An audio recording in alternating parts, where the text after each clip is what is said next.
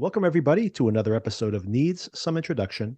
I'm your host, Victor, and in this podcast, we discuss and break down television shows they're watching, and I oftentimes will give you recommendations for other TV series, movies, and music that you may want to catch up on. In today's episode, another packed episode because there is so much content coming out between now and the end of May for Emmy consideration. Plus, the summer movie season is ramping up, and there are many films that I'm going to be watching in theaters as well. Specifically, in today's episode, the breakdown of the first two episodes of season 4, the final season also of Barry, as well as a conversation I had with Sona catching up on the most recent episode of Succession. We've already recorded that. That's a very entertaining conversation. And premiering on Netflix just yesterday or just today, depending on when I publish this episode, the most recent season of Better Call Saul. And I've included republishing my recaps and reviews of the first two episodes of that final season. And if you'd like to hear more recaps of Better Call Saul, we covered it here on the podcast. So do search in our back catalog for those episodes or check the show notes. I've included links to each one of those episodes. There was 13 of them, so there are a lot of links in the show notes. It may just be easier to filter in your podcatcher of choice for Better Call Saul. And we also recapped Barry here, season 3. So if you're still catching up on Barry, do check out last week's episode where we also republished some recaps of that series. And in the show notes for that episode, links to all of our recaps for last season's Barry episodes. But wait, there's more. This Friday, Sona and I will be discussing the ongoing series of Yellow Jackets. We'll be in the middle of the season. And there's a new science fiction comedy action series from Damon Lindelof, the creator of Lost, The Leftovers, Watchmen from HBO. And his next big globe-trotting adventure series premieres this week, this Thursday, actually, with, I believe, 4 whole episodes. I will not be able to watch 4 episodes of that show. They're 1-hour episodes, I believe, by the time that we publish the Yellow Jackets recap episode. But I'll probably watch a couple of them and include my initial thoughts in that episode. But more importantly, next Wednesday, in this same weekly slot, a roundup of a bunch of science fiction content that is out there, including full reviews of the first 4 episodes of Mrs. Davis. We will probably continue to cover that week to week. I may have a new contributor there to discuss AI and technology, my friend Oscar, who's been on this podcast previously. Also, hoping to get Ray and Nick back on the show to discuss the very entertaining, despite being kind of sour on the season of The Mandalorian, a really solid season finale of that, which just wrapped up today. Do catch up on that. And I'll try to include that conversation in next week's episode as well. And maybe, just maybe, giving you my opinions of Picard also, the season 3, the final season of Picard. After skipping the first 2 seasons, I'm still catching up on this final season of Picard and may have my review of that season there as well, if somehow I can pack that in. And it will be hard to pack that in because there's also other content coming out this week that I want to catch up on, including the Dead Ringers remake with Rachel Weisz, available on Amazon Prime, also this weekend. The Evil Dead reboot/sequel, which is coming this weekend. It's getting very, very strong reviews. And Ari Aster's most recent psychedelic freakout comedy horror film, Beau is Afraid, starring Joaquin Phoenix. All things that are very, very high on my to watch, feeding very, very different interests of mine. The Mandalorian and Beau is Afraid appeal to very, very different aspects of my personality. But I am very excited to see all of these things. And I don't even know how I can prioritize all of this, but I will be trying to capture my thoughts on most of these topics in those Wednesday episodes and expect to keep seeing these Wednesday episodes through the end of May, I would say. Things get very quiet after that, from a television perspective anyway. But this will probably be a weekly event to capture some of this additional content. But on Monday, we will be continuing to cover Succession and Barry, and Fridays will continue primarily to cover Yellow Jackets. And that'll be the case until the end of May. I have now found the next shows we'll be watching in June, and I'll be announcing them soon. But considering how much content is already out there, I'll leave that conversation for a later point. If any of that sounds interesting to you, please do subscribe so you know when that becomes available. Please do recommend us to your friends and family so that we can keep growing our audience and providing you this content. And since we'll be covering conversations about Barry and about Better Call Saul and about Succession, you can opt out of any part of that conversation by simply checking our show notes for links and timestamps to that specific content. All right, let's kick things off with the conversation I had with Sona. Was not able to record with her on Sunday night due to scheduling conflicts, but here is her impressions of the most recent episode of Succession, a very, very entertaining episode of television. All right, so I had a little bit of news about Better Call Saul, which has premiered on, by the time I've published this, would have premiered on Netflix. So everybody who hasn't seen it yet, make sure you check it out. That's my recommendation of the week. Cool. Maybe I'll rewatch it as well. It's so good. It really is. I mention it because I will be republishing our conversation in this same episode, our premiere discussion about the first 2 episodes of the season. And maybe like next week, around the same time, middle of the week, I'll publish maybe that middle cliffhanger episode and then the finale as well. But I will also include in the show notes links to all of our coverage. So if you want to watch the show and listen to our conversations along the way, all those links will be in the show notes. All right. So now I already did the recap of the episode, but I had many questions about these dynamics here in the episode. Before I ask you my questions, which are going to basically go down character by character, kind of discussing what I think are the power rankings for these characters after this week, I just wanted to get your general impressions of the episode and any takeaways or questions you had. Well, I really liked the episode. I thought it was really interesting. I thought it was really well done. I loved the way it moved the plot forward. I loved what we saw of the characters. My main question for you is it an underline or is it a strikeout? That's my same question I have. This is the question that's going to haunt Kendall for the rest of his life. But I honestly think that it probably did not require an underline at any point. I agree with you. I think he was crossing it out. I agree. I think he was saying, I don't know who, but certainly not him. Well, you know what? In the margin, there's Greg ? So fill in the blank, everybody.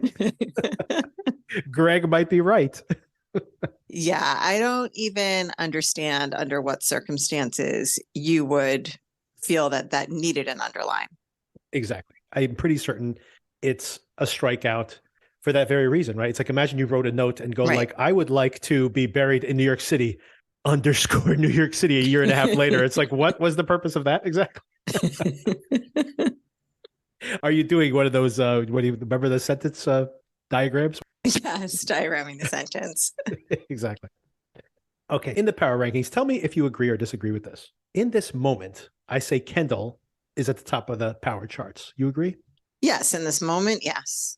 Although I believe, tell me if you get this feeling as well, I think that some of the people in this specific episode that were brought very low and humiliated overtly in the show, and then you have these people who, for example, Kendall specifically, got exactly what he wanted. I am pretty sure the show is not setting this up to be like, and here's Kendall getting what he wants, and he's going to stay on top of the heap. I'm pretty sure this is the beginning of the collapse. This is Macbeth. Speaking of all the Shakespearean references in the show, this is Macbeth when he gets the crown, and then everything terrible that happens after that. I think something bad is going to happen. I agree. My basic theory is that he has this giant skeleton in his closet, and a lot of the people who don't like him know about it. Literal skeleton. Yeah. Exactly. Even taking aside the personal baggage, of which there is a lot, I keep coming back to in my head, these children do not know how to do a damn thing. They don't know. Exactly. So if they can surround themselves with the right people, and like they were describing, Logan was just a puppet and everyone else was making the decisions, that would actually be the smartest thing for one of the Roy kids to do, is make themselves a puppet, take the credit, and let somebody else make all the decisions. But they have too much ego and pride to admit that they need that. Oh, absolutely. Like if Kendall was there as a figurehead and was even thinking like, I'm going to be mentored by Frank, for example, who's a paternal figure for sure. He's like the good father here. In my recap, I kind of mentioned that there's all these mirrors in this specific episode. You have the 3 siblings, and then across the hallway, you have Frank and Jerry, Carl and Jerry, right? And they're like kind of mirroring each other and conniving behind the scenes. And then you have, for example, Marcia and Carrie as these kind of opposite ends of these, you know, women in Logan's orbit. And then, of course, you have Tom and Greg, who are obviously mirrors of each other at different points in their lives. Marcia and Willa too, as Willa very astutely points out. I loved that. Good work, Willa. Exactly. Yes. And I also thought about Frank and Logan as the good dad, bad dad in the room at the same time, because you have like the ghost of Logan is there via the letter itself. And then, of course, Frank putting the most positive spin on that exact same note. And Kendall cannot accept it, which is the fact that maybe he did cross out your name, but he did want you for the job. We know that in watching this show that he was pumping up Kendall. And then, of course, Kendall disappointed him. And then maybe these were impossible expectations. But of course, Kendall was so self-defeating as well. And also Logan loved the power. He wasn't ready to let go of the power, right? There was that episode. I can't remember if it was the first episode, but it was definitely in the first couple of episodes of the whole series where Kendall's saying he's supposed to sign the paperwork later today that I'm going to be the head of this whole thing. And Logan just keeps coming up with reasons not to sign. And then finally he's just never going to sign because partly he doesn't trust Kendall, but so much of this show is about pride and ego and power, and he's just not ready to give it up. This is where I feel like it's so abusive in a way. And you've mentioned many times before that the kids should just walk away. That is the emotionally healthy thing to do, but it is very hard when this is your dad. He's obviously programmed them throughout their lives to aspire to be him. And he has literally, put that carrot in front of them, said, if you just work a little harder, this is going to be yours. And then he pulls it away from them over and over again. And then he pits them against each other. And then he blames their own bad behavior. And they are terrible, terrible people. Don't get me wrong. But the dads built these terrible people to, step by step. I agree. But if you want to indulge that line of thinking, I will say these people have the money to hire the best therapists in New York City. Yes. Or the best grief counselor available in the middle of the night. The best grief guy. And almost everybody in the city is in therapy, it feels like. So right. Let's assume that at some point these kids were in therapy. Like, listen, the therapist won't point blank tell you. They kind of hold your hand and help you figure it out. Maybe they just never were willing to put two and two together on their own. And the therapist just ended up very frustrated. That does seem to be the case with all these kids, by the way, that they get close to having a revelation and then immediately run the opposite direction. Yes. All right, let's move on to who's probably number 2 this week and maybe even number 1, who is Roman, I think, who obviously gets to, first of all, shocking to remember that he is the COO. Correct. Yes. So that's one thing that he has going for him that I practically forgotten. But also he gets some of the best singers here in this whole entire episode. Pre-grieved, I loved. I pre-grieved. Maybe my favorite line he has in the entire episode was when they're looking at the obituaries and there's that picture of Logan with that giant smile on his face. And she says, have you ever seen him smile this way? Shiv says. And he says, only if a hobo was on fire. And the whole thing about like that parsing what the words mean, right? Like that means racist, yes. That means sexual assault is not really a big deal. It was all very, very witty, I thought. Well connected usually means that you're a pedophile, but he's definitely not a pedophile. He wouldn't even hug his grandchildren. Right. Oh, God. But also in Roman's positive rankings this week, he is once again proves himself as cruel as he can be verbally, that he is the most emotionally aware and compassionate. He's the only one that gives Carrie any sympathy at all when she is completely demolished by Marcia. It's true. Had he seen Carrie's maniacal grin on the plane, he may not have been he may have not. Sympathetic. But yes, it's true. I mean, she clearly was falling apart, and I guess the reality of the situation had hit her, and she didn't know what to do with herself. I think Marcia was like, I don't care what you do with yourself, but don't do it here. Also, definitely a winner this week is got to be Marcia, who comes back in, sells the house for $63 million to Connor. Mm-hmm. She's just like, I'm cashing out and I'm going back on She put in her time and it all paid off. Yeah, absolutely. She's cashing in her chips, and good for her. Like, she's not going to have anything to do with all this drama. She's cashing out. Yep. And she'll probably make a killing when the stock sells as well. Who else do we have here as winners? Carl has quite a great episode this week. I love when he takes Tom apart. Just as your friend, let me just explain what they're going to say about you. As a friend. Just so you're not surprised when you hear it. I mean, also what I thought was really great in those scenes with Jerry and Carl and Frank, the whole corporate speak about like, don't push me out Yeah. of the plane so fast. Like, I it's love that. very familiar to me, the idea of like a very thinly veiled way to say, I'm not going to agree with you, but I'm not going to be obnoxious, but I'm just going to say in this passive aggressive way that, maybe you're wrong. It was very accurate as to how people speak to each other in business world, I think. Do you really think Carl wants to be CEO, deal with all those headaches when he wants to buy his Greek island with Greek his island. brother-in-law? Again, I mean, isn't that what he really wants? Maybe he wants to be in consideration. He doesn't want to be so dismissed so easily. But does he really want it? I do think that of the three, Frank, I think also does not really want it, although he is the CFO. So he's close to that. But I almost feel like if he really wanted it, he would be making more moves. And I feel like Jerry does want this, right? If nothing else, just because she feels really bruised by the firing last week. Maybe two things at play. First, that continual theme of like the siren song of power and whether you can ever really say no to that. And then also, no one wants to be told that they can't do it, right? Right, absolutely. If it didn't feel like someone was saying, well, certainly not you, then they wouldn't feel like, but why not me? I could do it. I should do it. Because they're all kind of posturing, it's almost like they have to say that they want it because it's otherwise somehow selling themselves out not to in their heads. So my question to you is, why do you think, despite the very funny conversation amongst those three, where like this letter could just disappear, we could just flush it down the toilet, but your hand might get shaky as you get closer to the toilet? Just comically speculating. And that is funny. Oh, that is. They do end up showing the document. They could just put it back in the safe. If this was a legally binding document, if this was his last will and testament or something, obviously that could be very sketchy. But this is just something that he just wrote at some point, and it's years old. They don't have enough votes, by the way. Like the family no longer controls more than half of the votes to be able to basically designate one of them to be the new king. So why even muddy the waters with this document? How did you feel about all this? I guess there's a theory that it's going to maybe make the kids easier to divide and conquer somehow.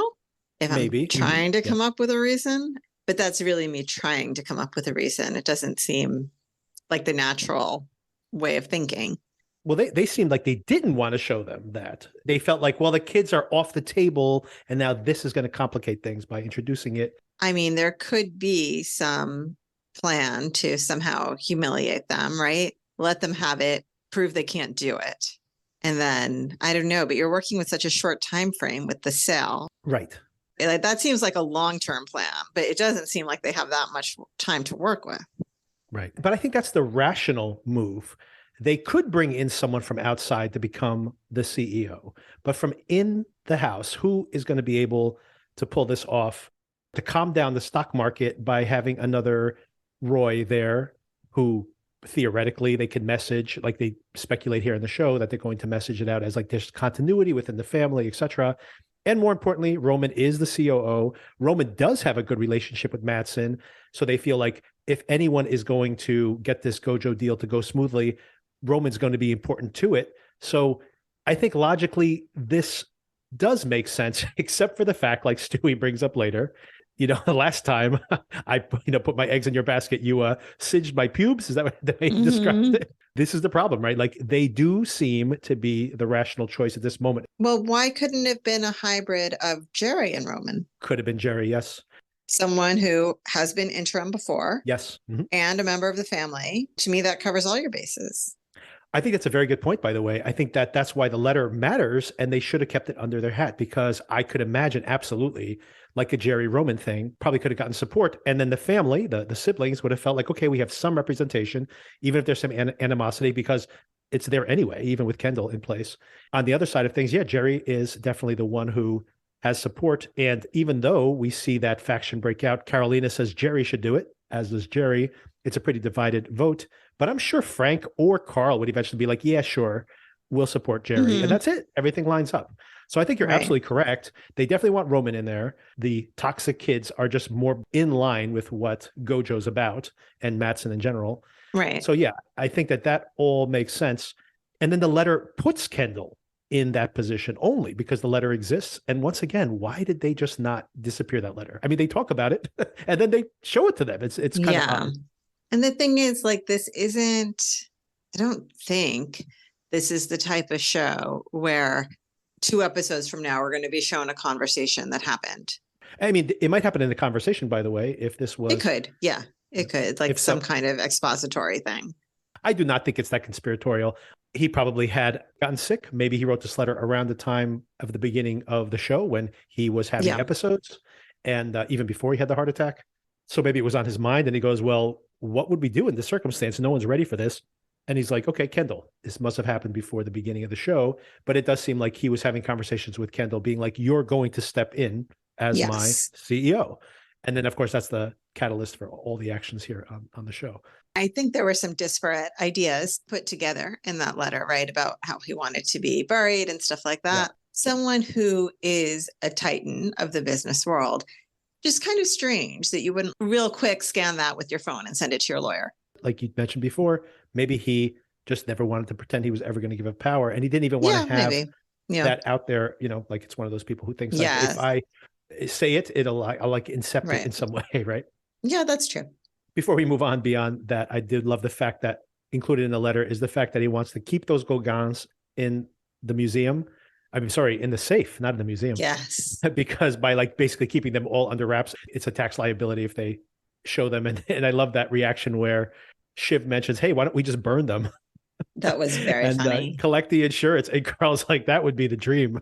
Yes. That's the dream if they burn up in a fire somewhere. These masterpieces. Yeah. Exactly. Everybody wins. If we're lucky, they'll burn or get water damage somewhere and no one will ever see them again. I really think it's such a great gag. The Greg question mark is just so funny. Yes, I love that. It's going to haunt everybody. It's really, really funny. Yeah, I love it. They're like trolling us, the showrunners, just be like, what could that Greg possibly be? I like Greg's analysis that maybe he wants me as the number 2. And everybody just laughs at his face like openly. It almost feels like someone came in while he was writing the letter and mentioned something about Greg. And he was like making a note to himself. Figure out who Greg is. That's what Jerry says, right? Jerry dismisses it, finally kicks him out. That. She basically kicks him out and goes, it's a doodle. It was a doodle. Basically, that's it. It's like you said, like someone was talking to him and he was just scribbling things down while they were talking. Things I got to do later. Figure out who Greg is. One more thing to figure out. All right. Do we have any other winners here? I think Connor and Willa. Willa's definitely a winner.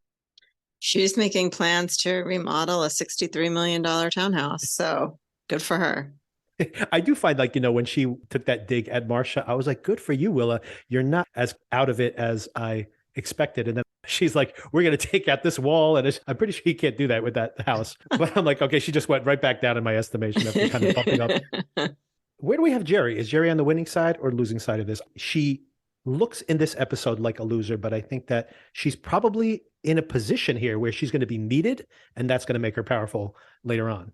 I agree. And she and Roman do have that weird bond. Yeah. So right. That will probably prove useful for her somehow.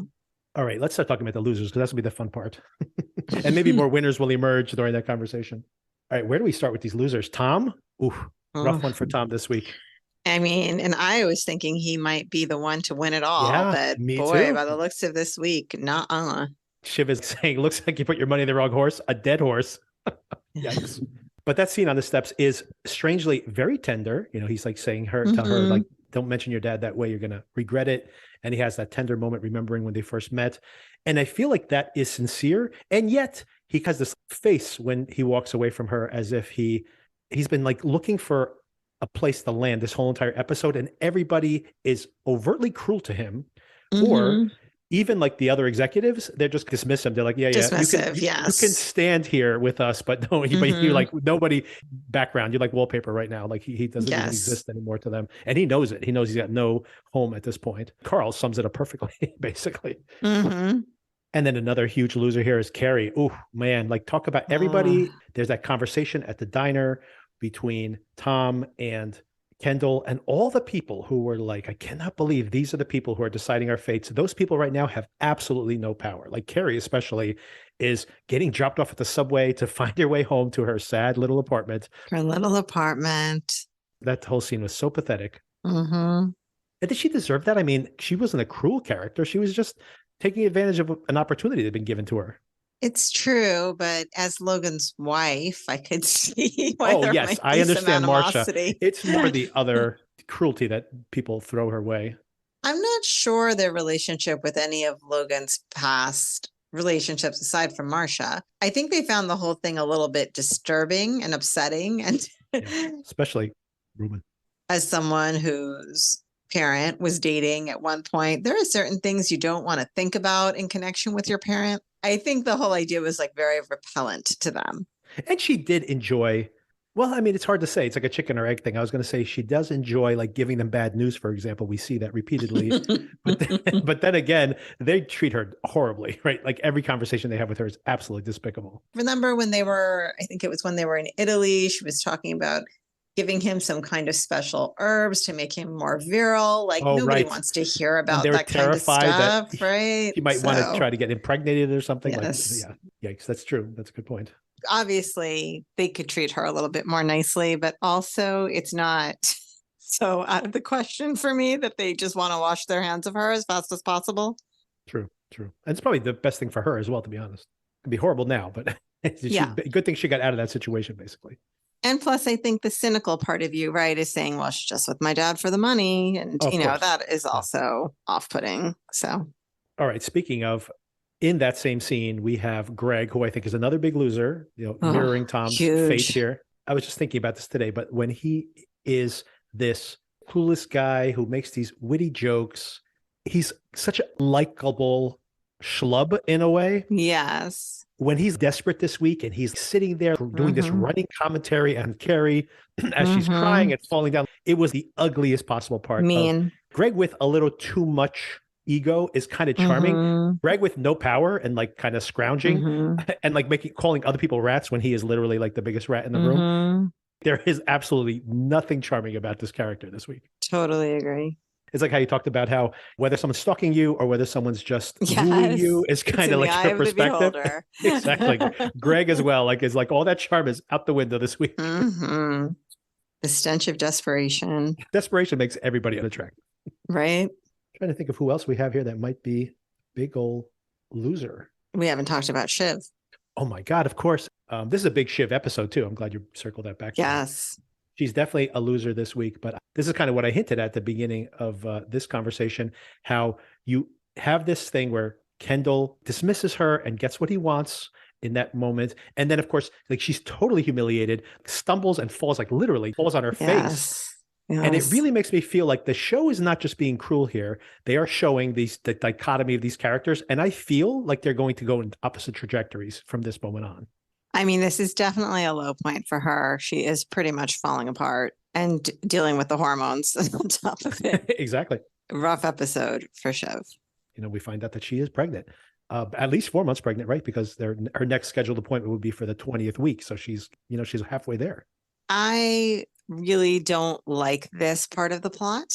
I don't know. I feel like pregnancy as a plot device is very tired for me, and I have my own baggage that I bring to that we don't need to get into, but I just don't think it was necessary. And I don't think it was like earned given what we have seen her say about having kids in the past and the conversations she's had with Tom, where he's basically begging her to get pregnant and have his child, just basically so that he'll still have her when he gets out of jail. But nonetheless, we saw her attitude towards all of it.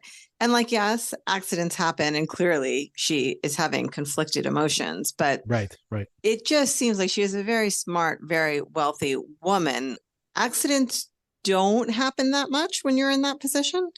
If you feel the way about having a child that she claimed to feel, I don't like it. It just feels convenient. I don't think we needed that on top of everything else that is happening here. I feel the same way. It feels unnecessary to the show. However, shooting these shows, it's not like a 5-week process or something. It's like a 7-8 month process. So I think, to be honest with you, it was her pregnancy itself, the actress's pregnancy, that kind of pushed them.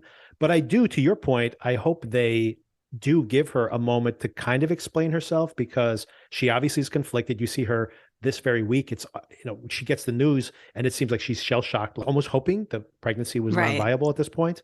So she definitely has issues with it. To just play devil's advocate to what you were saying before, there are lots of women who say, like, I will never have a kid. And then, that biological clock is ticking, and then they're in that situation and they're like, this may be my last chance. Maybe some of that is playing out there. But to your point, I wouldn't be surprised at all if originally they had no intention of her becoming a mother. And they're like, well, the actress is pregnant. We'll just write it into the show, because if we shoot this thing for 6 months, it's going to be very, very obvious that she's pregnant by the end of it. I understand what you're saying. People feel like, okay, it's now or never, but we haven't ever seen an inkling of that from her. Correct. Really. Correct. Aside from just trying to shut Tom up by saying, like, sure, we could do that maybe, I guess, later sometime. And she's so good at taking care of that dog. I don't know what kind of mom she's going to be. What I did think was really great, all of the little mannerisms she adopted as somebody trying to hide being pregnant were very well done. Constantly buttoning her jacket and pulling it down. And I thought was like very nice attention to detail. I did wonder, and I didn't notice at the karaoke scene last week, whether she was having a drink, because I feel like her siblings would question her not having a drink at karaoke. Karaoke is a place that you have a drink. I mean, I know Logan came in and that changed the whole vibe anyway, but they were there for a little while before that. I think that's it. I think we touched on all the big players. There's the 2 points I thought were interesting. One is Colin shows up in jeans. Everybody thinks that's hilarious, by the way. That's right. He does block Carrie from going up the stairs. And then after that, he has like a little side conversation with Marcia, and then she escorts him, or she walks and escort him out. I mean, that sounds like she's kicking him out. She walks him to the elevator after they have this private conversation, which makes me think that he's going to hang around, like he may be on her security detail or something. So he landed somewhere, even though they make fun of him for being like the dog looking for his human. Yes. Poor Colin. I think he's going to land on his feet. And but interestingly, I'm pretty sure Marcia knows about Kendall's secret, but Colin absolutely knows about it. He's still in the mix. Good point. And of course, the last thing is Mencken here. So here's my theory. Is that his name, Mencken? The Republican candidate here, which, first of all, surprisingly, they're saying it's a week away from the election. I actually thought they would have to jump to the election, but it looks like every episode this week has been every episode this season has been one day. And I do wonder if they're going to keep doing one day per episode. That would be interesting if they did that. Although they're going to jump to Sweden next week. I mean, maybe they're going to have a slight time jump, like a day or two, because I can't imagine getting all the way to Sweden and doing this whole, Europe hopping in a 24-hour period. That's a pretty aggressive longest week of their lives. These poor people. I mean, I don't even like them, but I feel sympathy for that. That's a lot. And Logan has to get buried in New York City. So it's like, it's got to be within the next day or two. So they're going to shoot all the way to Sweden and then come back again the next day. Like that's a hectic schedule. The presidential election, I think, is interesting. A couple of things here where it might matter. Shiv got that call from the Democratic candidate early in the season, I think in episode 1. Right. And more importantly, here's my theory. I bet you that Connor, who's been flirting with that 1%, his dad's going to die. He's going to do some media. He's going on his honeymoon trip to all of these sweet honeymoon states. Yes. The title of the episode. I bet you he's going to start trending up and he's going to get 2-3% of the vote. And Mencken is going to need his 3%. All of a sudden, that 1% does matter. And, great theory. And does Connor all of a sudden have a place at the table, like in a position of power? That's a pretty crazy, like Secretary of State or something. Oh my gosh. Okay. Can you imagine? That's alarming, but yeah, maybe. We'll have to wait and see.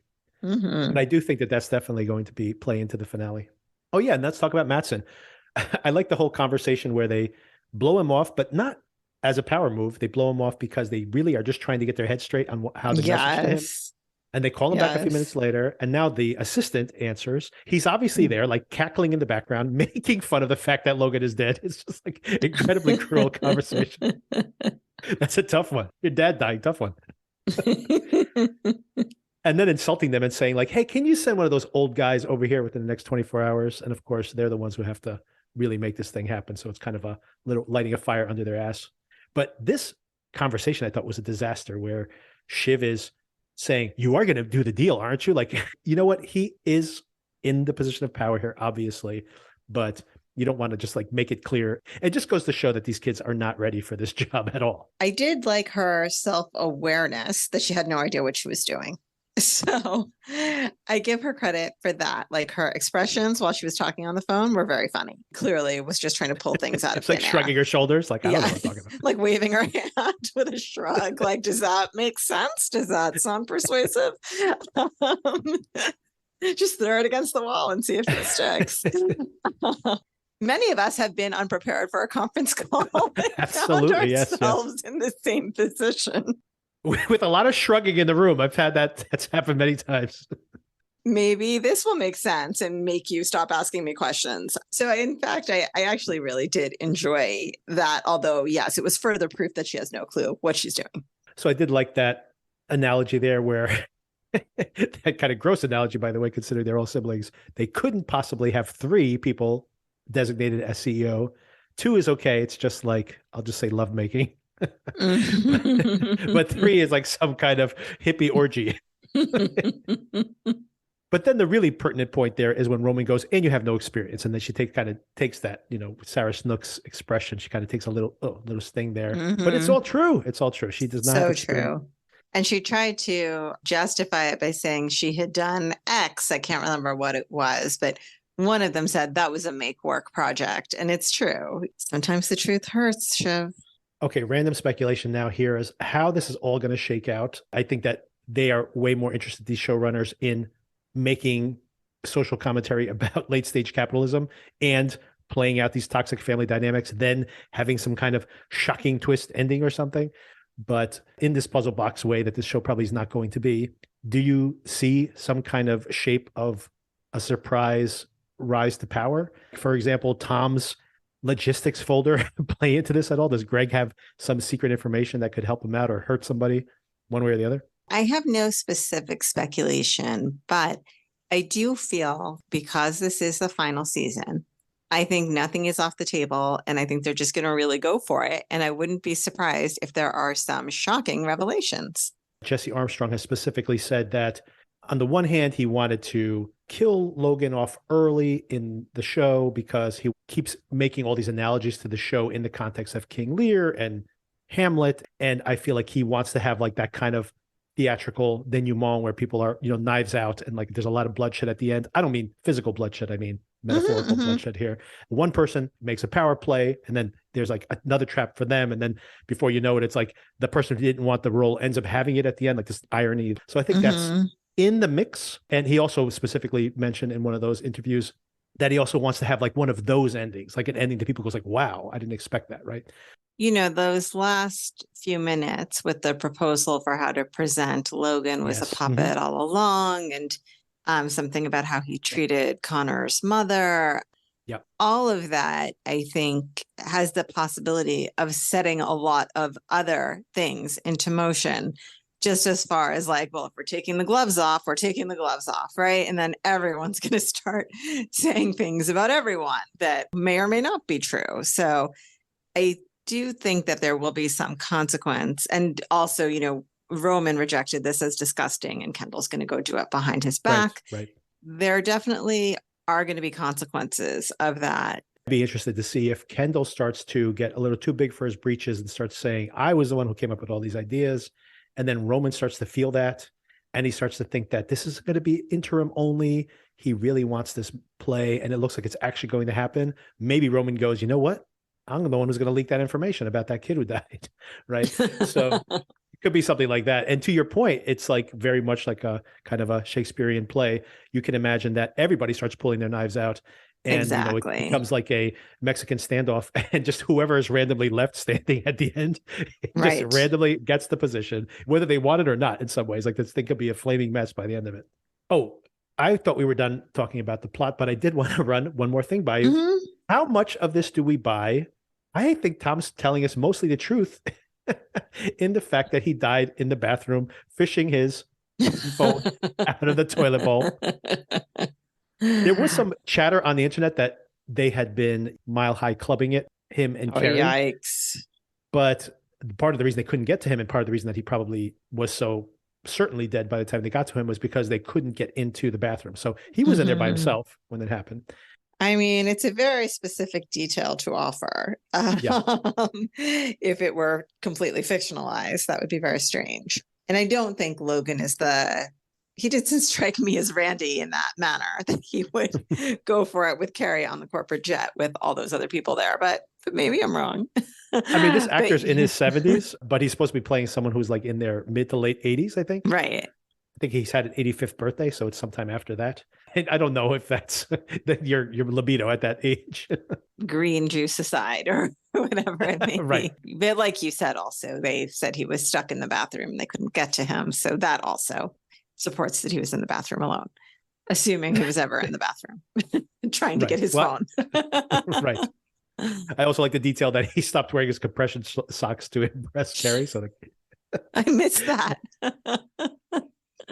Not that I think he wanted to show off his legs. I think it's more that he just felt like an old man with his compression socks on. So my mom loves hers. She wears them every day. Well, if she suddenly had a 25-year-old lover, she might have changed her tune. Maybe. You never know.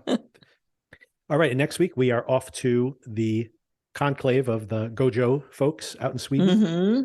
Some beautiful, beautiful scenery in those coming attractions. Mm-hmm. And can't wait to see it. Thank you again for the conversation. And of course, everybody, we will be back, Sona and I, on Friday. I only have to wait a couple of days for that one because I'm publishing this on Wednesday. That we'll be discussing our Yellow Jackets coverage on Friday. That's right. Until then, goodbye, Sona. Thanks for the conversation. Take care. You too. Bye-bye. Bye. Okay, so that was our conversation about Honeymoon States. Here's the breakdown of Barry's 2 premiere episodes this week. Hello? This is a collect call from Barry? an inmate at California State Penitentiary. Do you accept the charges? Yes. Mr. Kusno? Yeah. Did you guys trick me? Are you and Jim Moss working together? Are you there? Look, Mr. Kusno, I want you to know I went there because I was worried about you and I was protecting you. You know that, right? You know that, right? Are you mad at me? Mr. Kusno, are you mad at me? Because I love you. What did you say? I said I love you.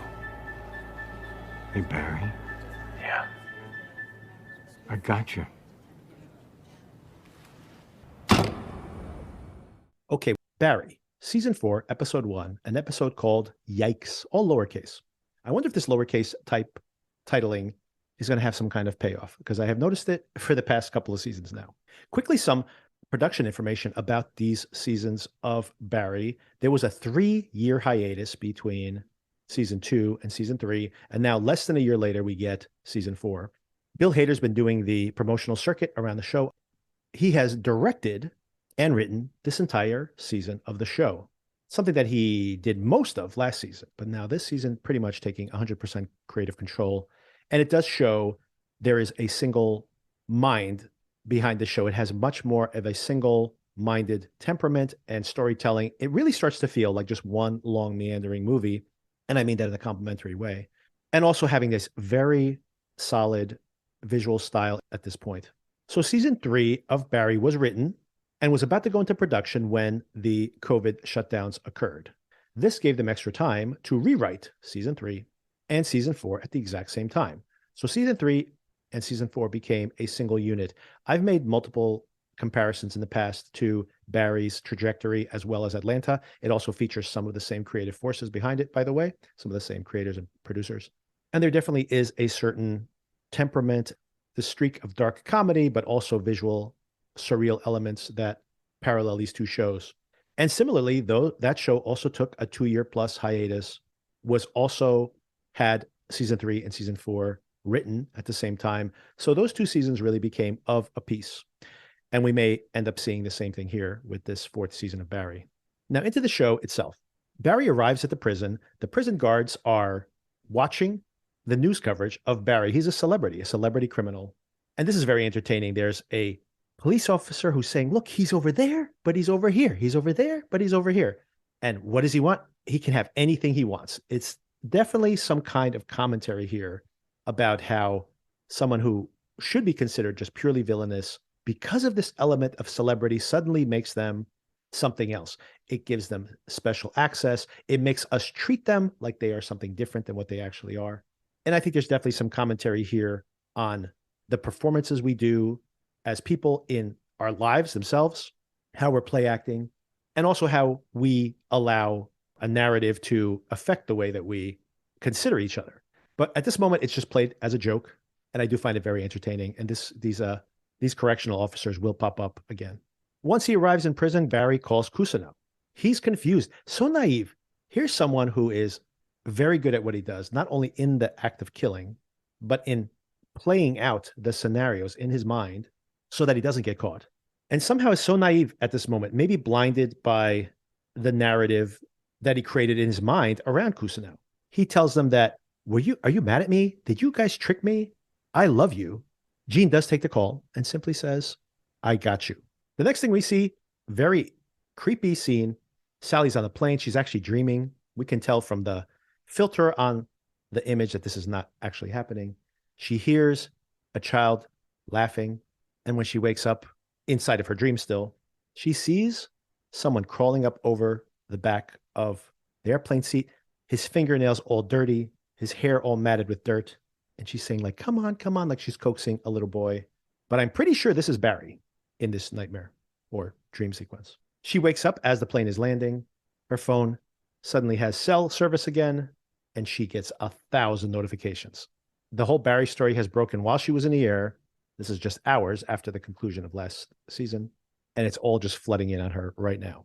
She gets to the airport, and she starts getting notifications. She talks to one of her friends, and her mother's there. And oh my God, the relationship between Sally and her mother is absolutely astonishingly bad. She starts to hyperventilate in the car at one point as she feels the weight of this realization about Barry. My boyfriend was a murderer, and I was there when it happened. Her mom just sighs and rolls her eyes. And what a fascinating topic, this idea of what the history is between these women. I can only imagine Sally being belittled and ignored by her mother thinking that she's just being so melodramatic. And I'm sure that was all this melodrama in Sally's upbringing. We've seen it in her personality. We've also seen that she chooses terrible men to be with. But more importantly, maybe she's just choosing people based on her own expectation of who they're going to be within the context of the relationship. This is a really interesting concept here. The idea of performance and how everybody performs, and how in the end, we are probably only interacting ever with this version of the person that we've created in our own minds. And this is the mother immediately falling into the behaviors, the patterns of behavior with her daughter that they've been in probably since she was a teenager, and Sally falling back into the routine as she was at that time as well. Once Sally gets home, her mother just talks about how inconvenient this all is. We turned your bedroom into a man cave. I don't know where you're going to sleep. I had appointments today. I didn't expect you to come in. I mean, really, she just makes it feel like Sally being there is a pure inconvenience. You would think that she might be happy to see her daughter, at least momentarily, coming back from Los Angeles after all this time, but apparently not. Sally gets a call also from Barry. I love this interaction here on the phone where you hear, will you accept the call from Sally? I love you. Don't hang up. And she responds, no, I will not take the call. Don't ever call me again, you liar. Speaking of everybody playing roles, here's the dad playing the placater. You can tell he's been in this role many times before, smoothing out these rough situations between these two women who do not get along at all. This whole sequence is so funny. Sally is once again falling into patterns of behavior when she was younger. The dad comes to check in on her.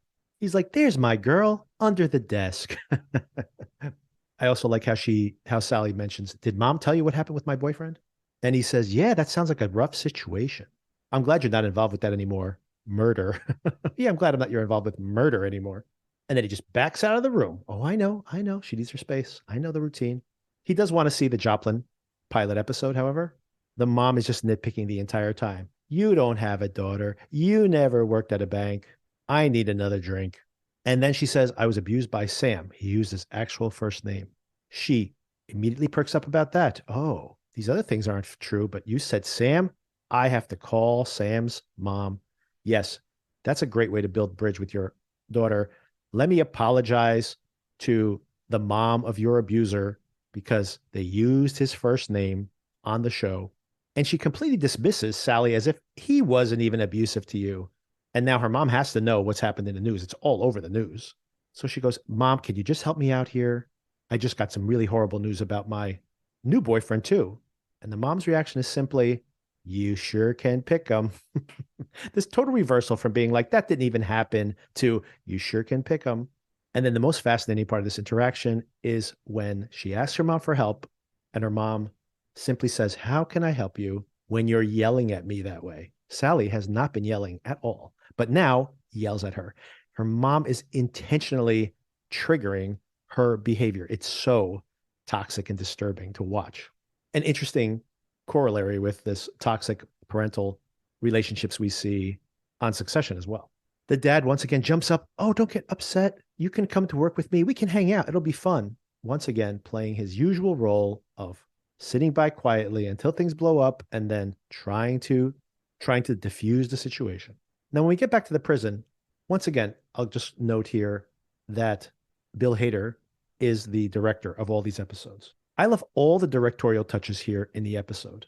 Even something as subtle as the way that Barry discovers that everyone knows his story in the prison and how he's just trying to express Barry's interiority and the visions he's having throughout. We see Barry from behind and we just hear the other inmates talking about him. He gets up angrily and walks across the cafeteria. And this is where Fuchs notices him for the first time. So Fuchs sees Barry, but Barry does not see Fuchs at this moment. And everything is so well thought out.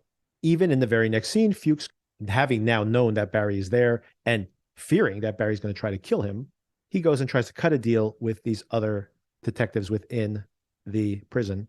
And I love the design of this room. It's very narrow. It's probably a hallway that they've decorated. They have soundproofing all around it, even on the floor. They have electrical outlets right in the center of the walls, just a strange little touch to indicate you could basically place a desk anywhere here and have all your electronics available to plug in. But just every detail of the set decoration and, of course, of the actual shot selections, directorial choices, just really exceptional, the level of detail. This really feels just so personal and so handcrafted. I'm more of a film fan, or have been traditionally, than a television fan. Really feels more like someone directing a film. And maybe this is just going to feel like a 3 or 4 hour film by the end of the season. Fuchs makes the pitch that dead cop, that's only the tip of the iceberg. I can wear a wire. Barry's going to talk to me, and I'm going to get you a lot more murder cases. All he wants is some witness protection. So that's Fuchs and Barry early in the episode. Meanwhile, Kusanov, he gets complimented by the head of detectives, or chief of police. I'm not sure who his title here on the show.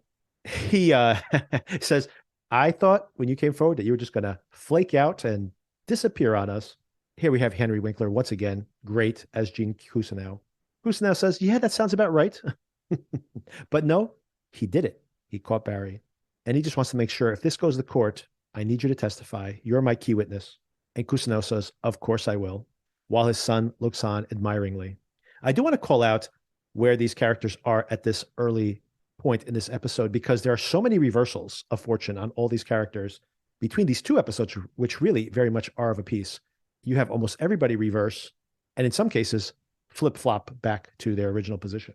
Kusanov arrives at his class, and he gets a standing ovation. Nothing but cheers. He is a hero. Jim Moss is there too, giving him a stink eye.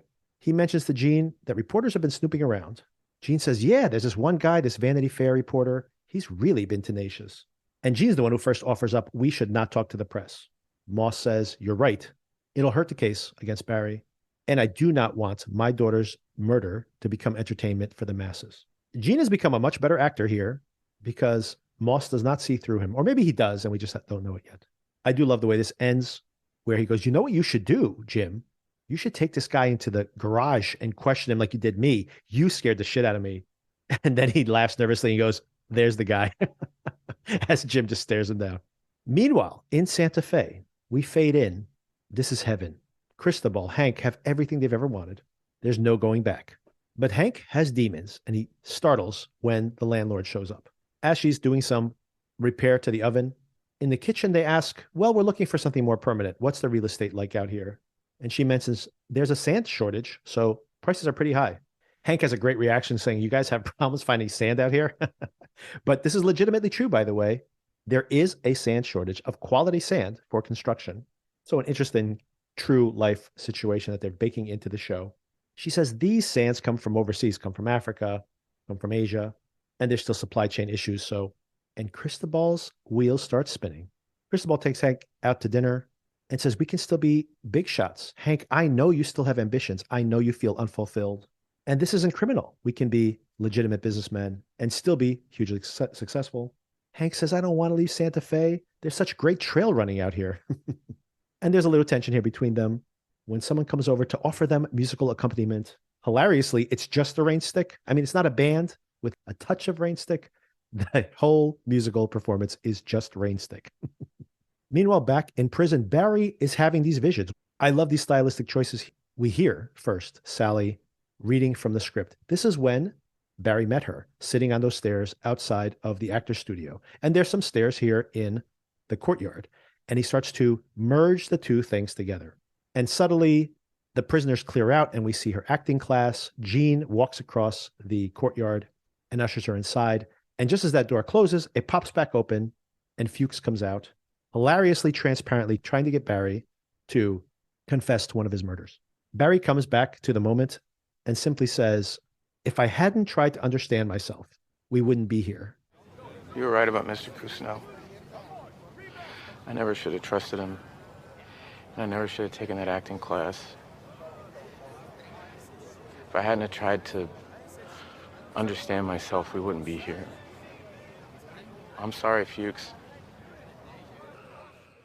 And we know he's talking about him trying to join the acting class to understand himself a little better, or to learn, maybe, how to be a normal person, how to act like a normal person. And he says to Fuchs, I'm sorry. He doesn't try to kill him. He says, I'm sorry. This is all Fuchs has wanted to hear.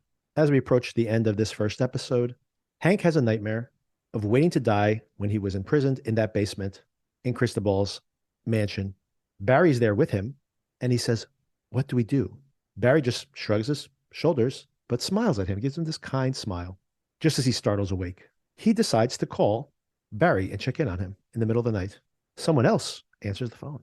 Hank says, this isn't Barry, and he hangs up the phone. That's when he Googles and finds out the whole story. Barry's been caught.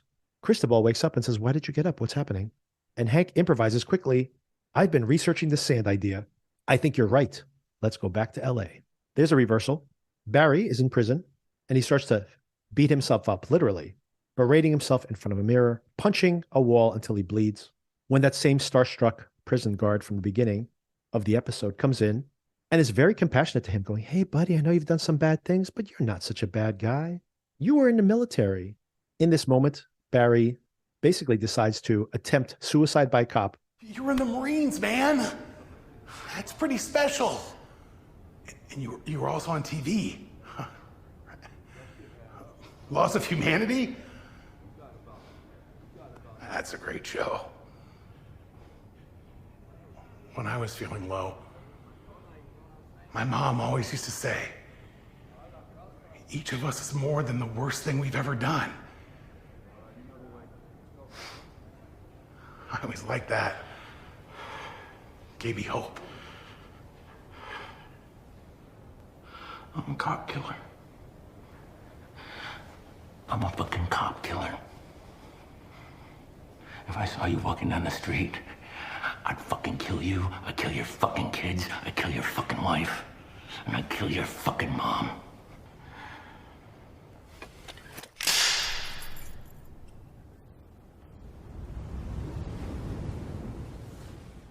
And the demeanor of this prison guard completely changes, and he starts to beat Barry.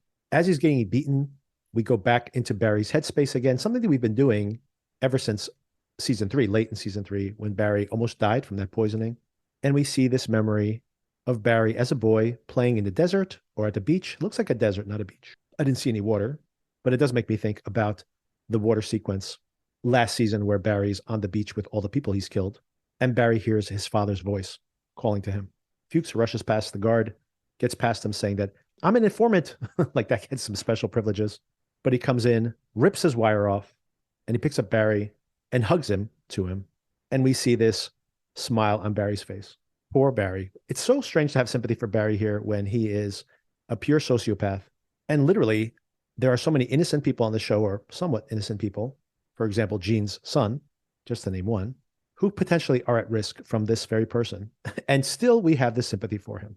As the episode ends, we see this Vanity Fair reporter, I think his name is Lou, receives a call. His wife brings the phone to him and says, it's the Batman voice again. Very important, again. So someone has been trying to get this reporter's attention. And he says, how did you get this number? So this person on the phone has very insistently been trying to get the attention of this specific writer. And when we cut to the other side of the phone conversation, it's Gene. And he says, meet me tomorrow. I'm going to give you special instructions if you want to get the whole story. So some thoughts on the episode before we get into episode 2. As I mentioned, just beautiful cinematography, beautiful decision-making, not only in the set decoration, in the way they use the prison, in the way the camera moves around that space, just all incredibly well done. But just these really beautiful segues, which I think will continue throughout the season when we enter and exit Barry's headspace, not only suddenly seeing Sally, wow, in the courtyard. All of this is just really incredibly well done. Also, a few more themes here. Like I mentioned before, obviously the idea of acting, that's been a running theme in this whole entire show, not only as a satire of Hollywood, but just what it means to be an actor and how we are all acting in different roles in our lives. And we see that here. Strangely, in this episode, Barry and Sally are not acting. They're not acting, but everybody else is acting. Her parents are acting their roles. Kusanow is an actor. Hank is lying to Barry to get him to speak. It's all just one act after another. And of course, Hank is lying to Cristobal to get him to believe that he actually does want to go back to LA for this sand plan. And also just the reversals of certain characters. At the beginning of the episode, Kusanow is this honorable character. Everybody's so impressed with him. He has reversed himself from his original nature of being this attention-seeking absentee dad who sabotaged the career of an ex-girlfriend because she rejected him. The person he was has fundamentally changed by the end of season 3 and now the beginning of season 4. And by the time we get to the end of this episode, here he is seeking to potentially sabotage what he's done by speaking to this Vanity Fair reporter. Another reversal, Hank, so happy I'm in heaven at the beginning of this episode and ready to go back into the belly of the beast, literally having visions of the nightmare world he escaped and going right back into it for the reason to save Barry. Very strange. And of course, Fuchs, terrified of Barry at the beginning of the episode and immediately flipping the opposite direction and ripping off the wire, affectionately grabbing him by the end of the episode. And there will be more reversals in episode 2. So let's get into that episode right now. Episode 2 is called The Bestest Place on Earth, which happens to be Dave & Buster's apparently. It's not an easy task putting aside differences, trading out your guns for your listening ears, then trucking all the way to the Dave and the Busters here in Torrance. It takes a strong will to do such things. I would know. Not long ago, I was the head of the Bolivian cartel. We were at war with the Chechens. They belittled us, fought us, stole from us, completely destroyed our operations. But now, we're fucking. Not implying that's where you guys are headed. I understand Cristobal and I are total unicorn situation. The point is, we were able to put aside a major blood feud. And the only way to do such a thing is by first admitting what you don't do well. By admitting what you need.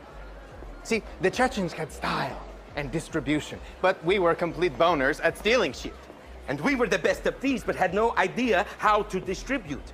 And we were too busy blowing the shit out of each other to realize that we needed each other.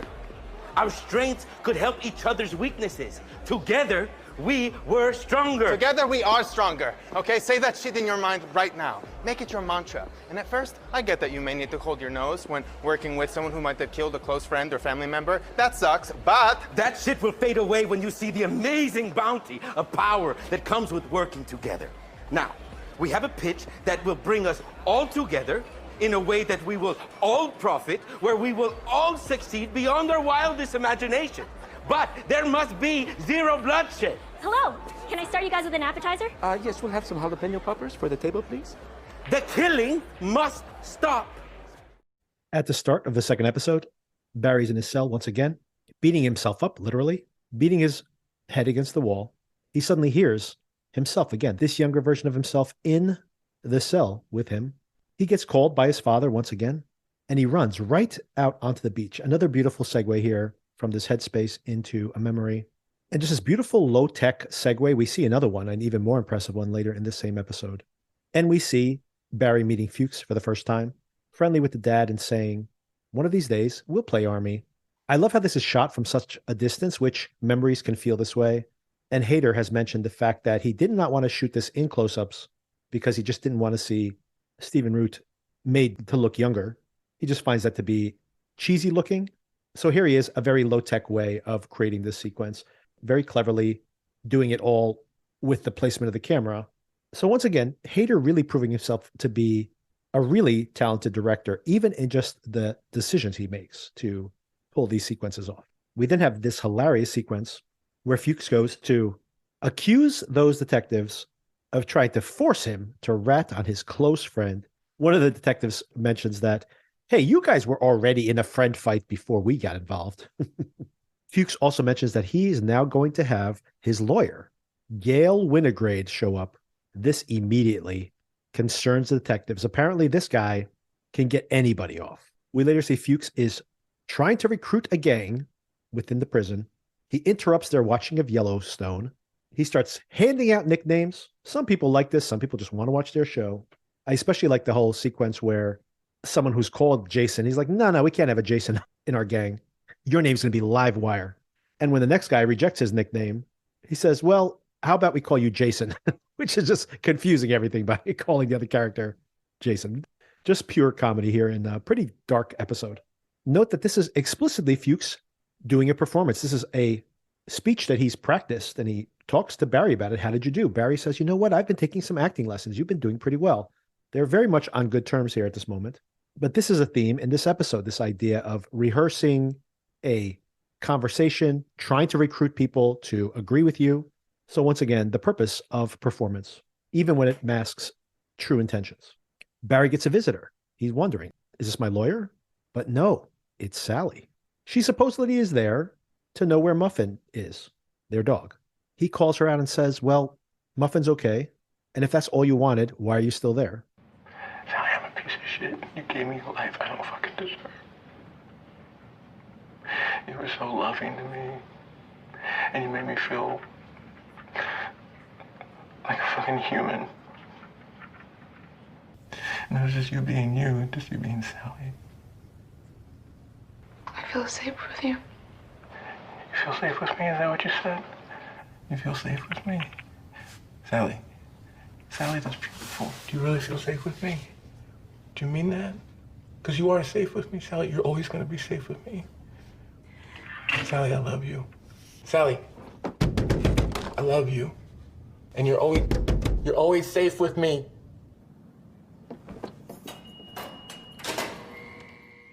He starts telling her that she was so kind to him. She made him feel like he was normal, like he was a human. Interesting that she is not a good girlfriend. But since he has no reference point from normal human interactions, in his mind, this was a healthy, normal relationship. And it'll become clear by the end of the episode that that was part of the allure. But also, she mentions to him, I feel safe with you. Ironic that she tells him that she felt safe with him, even though she was at risk potentially the entire time she was with him. She does then hang up the phone and walk out. And this gets Barry's wheels spinning. So speaking of reversals in these two episodes, here we have Sally flipping from her reaction to him calling her to now running back into his arms here, metaphorically, and also running back to LA after just going to visit her parents. Here's yet another irony. She goes to meet her agent, and the agent says, I can't get you work. You are toxic right now. You were already the entitled C word, and now you're the entitled C word who was dating an entitled K word killer. But here's the irony of it. Sally wanted to not only just act, she wanted to be famous. Now she is famous, and her agent even tells her, your career isn't over. You can make a fortune. You can get a reality show. You can start a podcast about the murders, and you can get really rich. So a little cultural commentary here, once again, on this fascination with true crime, whether that's podcasts or TV shows. And another theme here within the show, be careful for what you wish for. You may just get it. Cristobal and Hank are also back in LA, and they're meeting with some gangs. They have some very bad blood with these gangs, and they do not want to talk to Hank, and they do not want to meet with each other. But they have a plan to get them to all sit down together. They take them to Dave & Buster's, the bestest place on earth. They also have another rehearsed presentation where they're trying to get these gangs to work together for this sand scheme that they have. One of the gangs has the connections to import the materials, the other one good at distributing. And if they work together, they can create this new giant corporation. And I know it's hard to get over those grievances. After all, some of you may have killed each other's friends or family members. And I love this description where Hank says, look, we were on the opposite side of these gang war at one point, Hank and Cristobal. And look at us now. We're fucking. Not that you guys have to. That's not going to happen to you guys necessarily. Cristobal and I, we're a unicorn situation. This has made me laugh out loud. I love the way this whole thing is shot. The camera is pinwheeling around this table. This is like something out of The Dark Knight, or maybe more cogently, the scene from The Untouchables. But I love how this has been rehearsed, and Hank is ready to pick up exactly where Cristobal takes off. And you see Hank running back into position so he can pick up the baton. He'll be in the right placement, just as the script advises. This is all really, really well done and very, very funny. I also love the way that the waitress interrupts at the worst time of this conversation. Oh, yeah, we'll just have some jalapeno poppers for the table. The killing has to stop. Very funny to think of these random bystanders listening in on this conversation. As the gangs are escorted to the fairgrounds of the Dave & Buster's, Cristobal showing them where all the games are. Hank gets a text from somebody. They can bust out Barry, but they need manpower. Later in the episode, the gang members all come back. They had a great time. They all have their stuffed animal prizes. And Cristobal makes the final pitch. They can all get rich. They can come out of the shadows. Get a tailor because you're going to need some suits, as Hank says. And then suddenly, just as the pitch is going so well, and this audience seems completely on board, Hank says, we got to bust out our friend, Barry. Cristobal slowly turns to him. What the hell is this about? Meanwhile, in another part of Los Angeles, this Vanity Fair journalist goes outside and finds a note, a scavenger hunt to meet with the secret source that he's been talking to on the phone. He goes to the very next hop on this trip, and Gene is standing there with the clue in his hand. Holy shit, you got here fast, he says. But he gives him the next clue. Eventually, this journalist shows up. It's at Kusanow's Theater. He's written a one-man show to explain everything that happened, the whole story of his relationship with Barry. Okay, so I successfully escaped from a trunk. I survived a wild pack of dogs. I go home, and there he is. His arm around my grandson. Death in his eyes. And then I realize he's not in charge. I am. I know how to press those buttons. Hey, I installed them. I love you, Barry. You do? You betcha. Can you say it again? Sure, why not? I love you. Mr. Cousineau, I would do anything for your forgiveness. The next time I see him, he's got his hat firmly in his hand, and in the other hand, a bag filled with $250,000 cash. Then the dope looked at me and said, I would do anything for your forgiveness, Mr. Cousineau. oh, you will, fuckface. You will.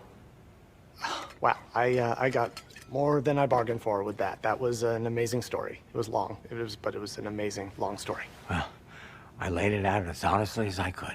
So, Barry took you hostage, got your career back on track, and then you punched him in the face. And then you and Jim Moss teamed up and you busted him.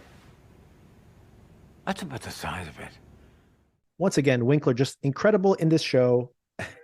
His terrible imitation of Barry with a stupid Barry voice, and also the way that he is actually factually correct with most of the things that he's saying, and yet putting himself in the most heroic light across the board.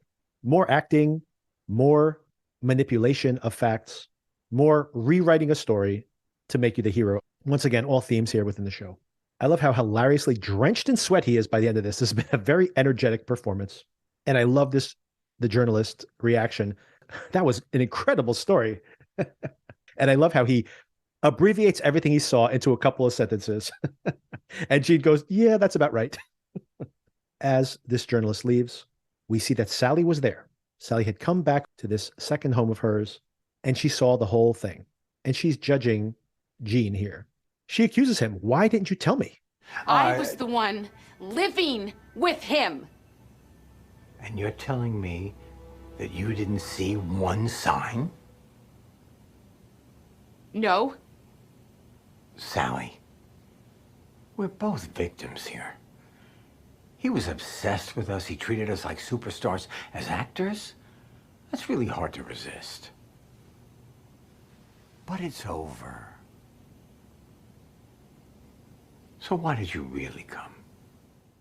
How was she unable to see any clue of what was going on right in front of her face? Very funny that Gene tells her, look, he made us feel special. He treated us like superstars. As actors, we can't possibly deny that. We can't ignore that. It's very hard to resist. And he offers her to make her a teacher at the theater. Meanwhile, back in the prison, Winograde, the lawyer, has met with Fuchs. He has some ridiculous tactics. He explains how he can get anybody off. He just says that everything that they got it on video, it's deep faked. He explicitly tells Fuchs that he manufactured the evidence to get his defendant off. And Gene says, so did he do it? Yes, he did it. Also interesting here specifically that Winograde says, I'm not here to audition. So once again, this acting metaphor, he's there for the job, but he won't audition for it. And also just in general, how Winograde describes, oh, I had the jury laughing out loud at my shenanigans. Another performance, yet again, another audience, another performance, another script you're reading to convince or manipulate your audience. And Fuchs and Winograde both wonder, where is Barry? Turns out Barry is talking to those same exact detectives. He's trying to cut a deal with the same cops Fuchs had gone to see earlier. Earlier in the episode, Barry had this fantasy sequence. He saw himself again as a child in the desert, talking to Fuchs. There is that paternal bond between him and Fuchs. And we see this really interesting metaphorical segue here from that fantasy of the past and the transition to a fantasy of the future. We see this marital party running through the desert, an incredible sequence here where they run directly down this hallway into a wedding reception. And in that wedding reception, we see an older Barry and an older Sally dancing together. And this is Barry deciding, does he run off with Fuchs, this paternal figure from his past, or does he embrace this potential future with Sally? And his decision is to go with Sally because while he's cutting this deal with these detectives, he mentions he will talk to him about all his connections, all the work he did for all these gangs. He's got connections into all of them. He just wants to go into witness protection, but he has to bring somebody with him. And in his twisted, delusional mind, he's thinking, I'm taking Sally with me, and I'll make her always safe and always by my side. This actually sounds absolutely terrifying to me, but maybe Sally will go for it. I don't know. I guess that's one of the things that needs to be seen that's going to play out over the course of this season. As we get to the end of the episode, that night, Cristobal and Hank are arguing. Cristobal tells Hank, why? Why did you bring up the Barry thing? And Hank's just kind of like, well, you know, he's in jail. I feel bad for him. And Cristobal says, this is why people think you're soft. And speaking of reversals, yet another reversal. Hank gets a call from Fuchs at that moment. And Fuchs tells him that Barry is talking. I love the way this conversation begins, by the way. Fuchs tells him, when you're honest, you get fucked. Love will lead you to ruin. Hank says, are these song titles? But once Hank finds out that Barry is turning into a snitch, he turns back around, walks back into that room with Cristobal, and tells him, we have to kill Barry. So once again, these reversals in this episode. Fuchs going from ratting out Barry to embracing him at the end of last week's episode, and now back on the outs again with Barry. Barry, of course, switching allegiances. Last season, clinging to Gene, then flipping over to Fuchs, and then with Sally's visitation, switching it all over to Sally again. But he's fixated. He fixates on one person at a time, and he's very fickle. This may change again. And of course, Hank deciding first in last week's episode to not leave Santa Fe, to then go back to LA, really because he wants to free Barry, and now immediately flipping that switch, and now he has to kill Barry. So very curious to see how this all goes. That Vanity Fair article is going to come out. It's going to make Kusanao look very bad. I'm an anonymous source, right? The journalist's like, yeah, sure. Honestly, even if he says anonymous source, there's no way that Moss is not going to know exactly who spoke about these facts. Only one person could have this level of detail on these stories, and only one person would shade the story in such a positive way towards Gene. Of course, it's Gene himself. You barely even need to read between the lines. So yeah, when you think about the arc of these characters, these two episodes very much of a piece. I do not want to keep seeing, by the way, episode by episode, that this will switch back and forth and resetting allegiances back to season 3, back to season 2. That would be a little boring to end this show on that type of note, but I am pretty sure that they have a very confident destination for this story, and we're in very good hands here. So I'm very, very excited to see where it goes. I honestly do not know where it's going to go. If I had to completely just arbitrarily speculate right now, is this story about Sally having to kill Barry? Barry feels terrible about the things he's done, and yet has not offed himself, but continues to off other people. And by the end, is Sally the only one that he would not fight back at? Would she be the only one who could pull the trigger and he wouldn't kill? I think he probably would take out Gene, maybe not his family, but would take out Gene. He probably would take out Jim Moss. I think he was ready to do that last year. He'll probably take out Hank. He has protected Hank up until this point, but basically anyone around Hank is open season. So I think if Hank comes at him, that killer switch will turn on and he'll go at him. Can he kill Fuchs? That's a good question. I think he wants to, but maybe he can't. Once again, he is his father figure, so maybe he can't actually do that. So Fuchs is still a risk, but I think it's going to be Sally, and that's going to be a sad way to end things, but it would also be her closing her circle on these abusive men that she's had around her in her life. So that's my guess at this point. The destinations for the rest of these characters are very, very hard to know for sure. But I think it's going to be entertaining. I especially can't wait to see an exploration of this culture of celebrity criminals and true crime fascinations and just our toxic obsession with celebrity, as well as just this deeper exploration of the idea of performance, how we perform for each other all the time, and how hard it is to get a real read on the people who are closest to us because they're so comfortable playing the role we expect them to play, how hard it is to actually cut through that clutter. And we only see Sally and Barry, maybe the only characters that we're seeing very earnestly their interiority. Probably Gene as well, although as petty as he is, we definitely are seeing the real version of Gene here, although it's so tangled up in this persona that he portrays as well. And of course, just to see Hader's continuing mastery of directorial choices and the design and thoughtfulness of the way this story is being told. So wow, how great to be seeing Succession and Barry in tandem. These two great shows coming to strong conclusions, all indications so far. And we'll be watching this up until May 28th. So the end of May, where Barry's story wraps up as well, same night as Succession. So that should be a very interesting evening and a very long evening for me to be recapping and recording those. All right, so to round off this episode, the final season of Better Call Saul, yet another final season, is on Netflix right now, available to everybody in the US and probably worldwide. So do check that out. And I'm republishing a recap of the first 2 episodes of that final season of that show. And also check the show notes for additional links to other recap and review conversations about Better Call Saul. Or just check the podcast feed for more coverage of Barry, season 3, full recaps of those episodes. And of course, Better Call Saul as well. Sona and I discussing the entire previous season, this season, that's available on Netflix right now, as well in our feed. So check that out. And here's a little sample of it right now. Good morning, Don Juan. Lalo Salamanca is dead. Gunmen broke into his hacienda last night. Hired operators from the look of it. It was messy. Very messy. As for the Salamancas... Sangre por sangre. Yes, that is the Salamanca way. We are on the verge of chaos. But who did this? One minute I hear talk of the Colombians, the next, traitors. Traitors close to home. We know this much. Ignacio Varga is a rat. Don Eladio has put a price on his head. Every man we have is searching for him. When Varga's found, we'll know who he was working for. I assume Don Hector has been told? I called him myself. As for if he understood me, quien sabe. Listen to me.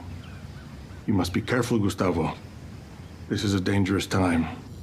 No one is above suspicion. I understand. Good. As you may have noticed, as fans of this series, each first episode we see a present state flash forward, I guess we would call it. Present day versus flashback, and I guess the whole series is in flashback. Not sure what the terminology would be. But we are in the future of the show itself. Post Breaking Bad, Saul Goodman on the lam, and every single season we have this one black and white sequence that shows us what's happening in the current time frame. And these have all been in black and white. So interestingly, yet another cliffhanger we have is that Saul, in last year's opener, had been identified by somebody. This is the Cinnabon Saul that we've seen working in a mall, incognito. And we find out what a difference he has versus his previous lifestyle in this episode. These sequences have normally been in black and white. This one we have just momentarily is in black and white before we go into full color, and understandably so, because it turns out that Saul, living high in the hog, as they say, and just some of the things we see here, we have people in overalls clearing out this room, this area, and they're basically cleaning out his digs, his mansion, as ostentatious as you can imagine. This is the caricature of like what they say Donald Trump, his lifestyle is. For example, Donald Trump doesn't actually have a gold toilet, but Jimmy McGill / Saul Goodman does indeed have a golden toilet and golden tiled bathroom, I should say. He has a safe room we see here momentarily as they're clearing out his closet. He has murals painted, and we also see like bras and panties flying all like kind of laid out all over the place, indicating that there was quite the party before Saul made his getaway. And also making me wonder that I'm pretty sure Kim Wexler isn't around if that's the way he's living his life. And speaking of Kim Wexler, Vince Gilligan and his co-creator of the show, Better Call Saul, was giving an interview where they asked what happens to Kim Wexler. And I think this was last season when they were preparing this season. And he left a clue, which was follow the tequila cap. It's understandable if you don't know the significance of this, by the way, but it's obviously important to the showrunners. As I mentioned before, it's very important whether you're reading a book, watching a movie, or in this case, watching a television show, to think about what are the filmmakers or the creators showing us first. And what they show us here is this bottle topper, which may seem vaguely familiar, and I'll let you know what it is if you haven't recently rewatched the show. There is a fictional tequila brand that's been circulating through Better Call Saul, I should say, through Breaking Bad and now Better Call Saul, called Zafiro Añejo, I believe. And it's a fake tequila brand. And the reason they had to come up with a fake one was because they couldn't get anybody to put their name on the tequila that Gus uses to poison his enemies back in a very memorable episode of Breaking Bad. So they invented a fake one. And as an inside joke, they've been reusing it across the franchise as an indicator of wealth and a very, very expensive high-end tequila. And the first time we see it in Better Call Saul is in season 2, where we see Kim and Jimmy conning an obnoxious character called Ken, pretending to be kind of rubes that have inherited some money, and they're asking for his financial advice. And they get him to buy shot after shot after shot of this very expensive tequila, and they really enjoy stiffing him on the bill at the end.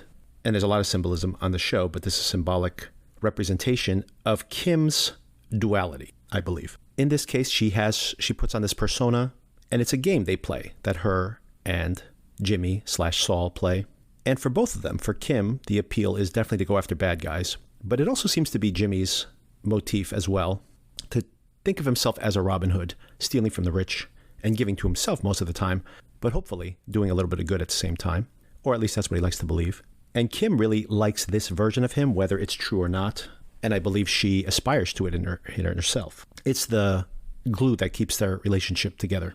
So it's very important that we see it here falling out of the desk as it's being loaded onto the moving van at the end of this opening sequence, because it raises the question, why does Jimmy have it?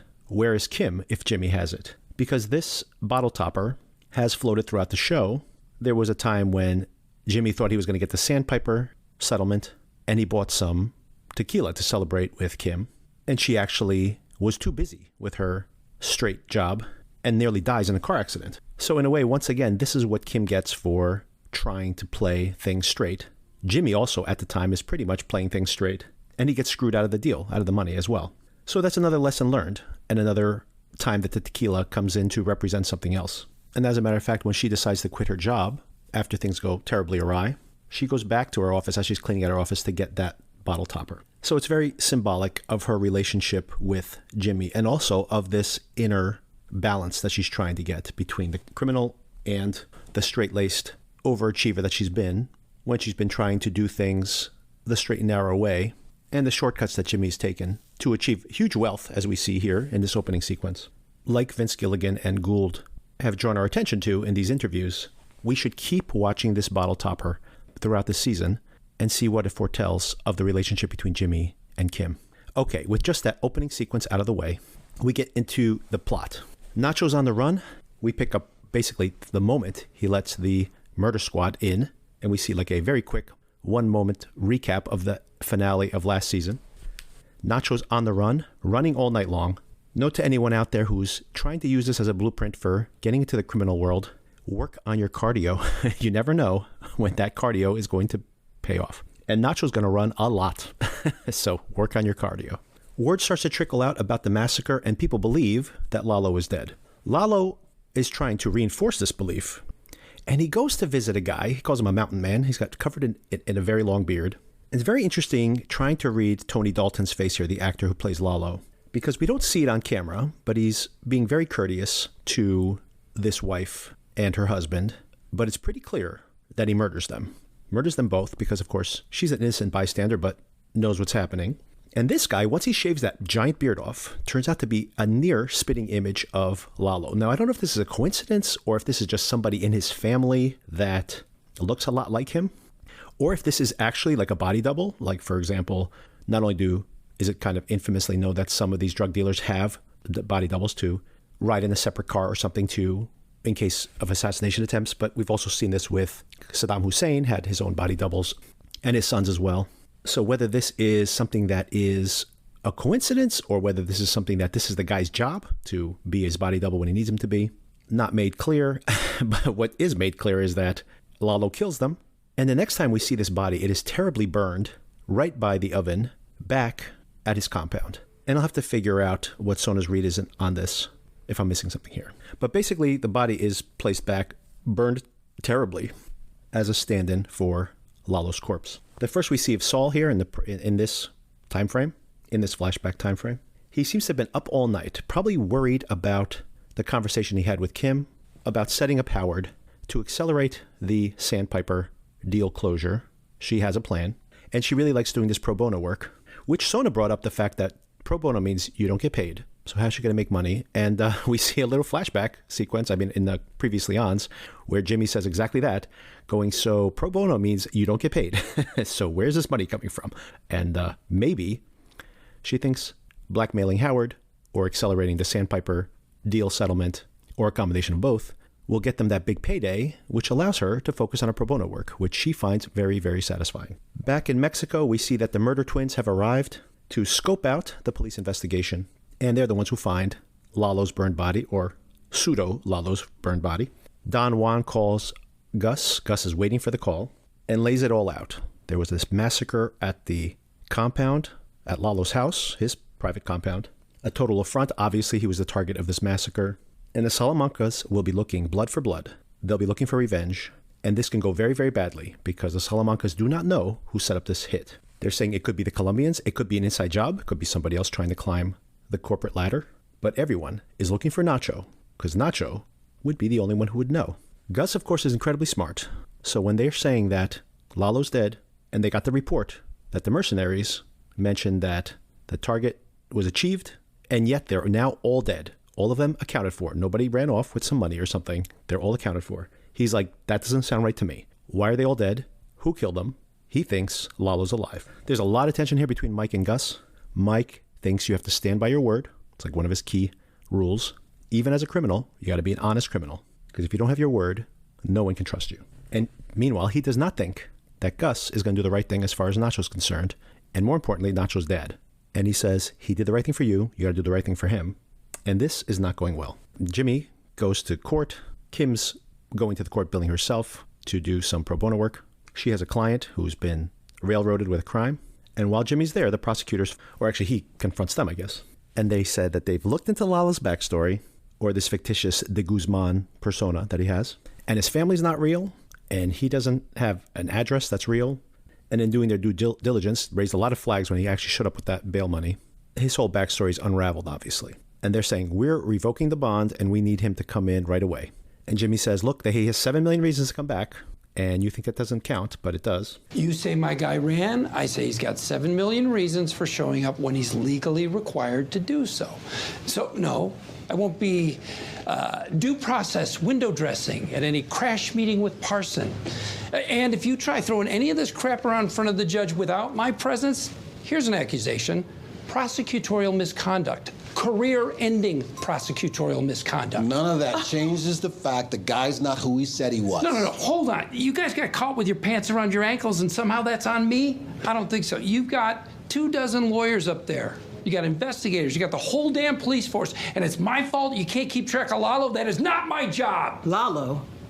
Who's Lalo? What? What did I say?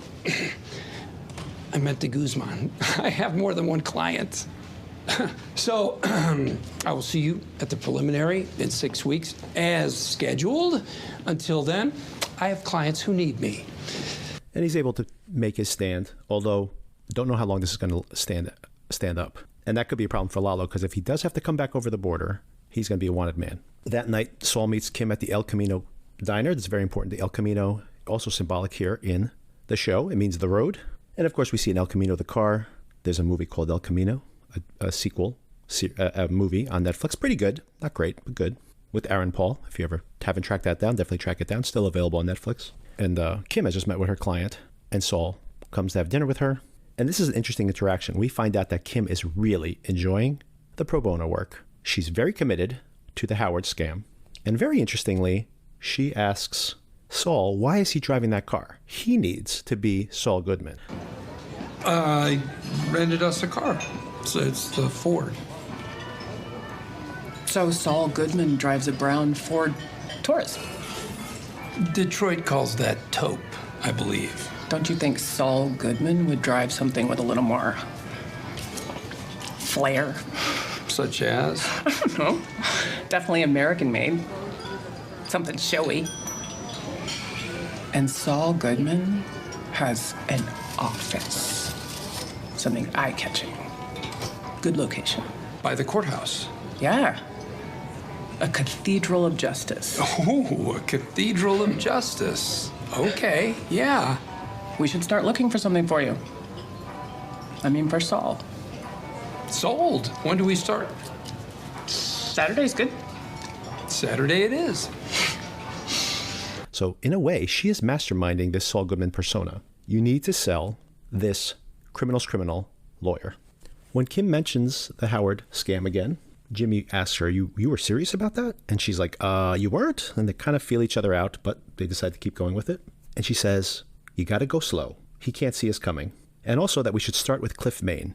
And we will see this plot start to take effect. Meanwhile, Nacho's still running. Once again, folks, work on your cardio. Something I definitely need to work on. He makes it to the hotel. He has been in touch, by the way, with Gustavo's other right-hand man. I forget this character's name.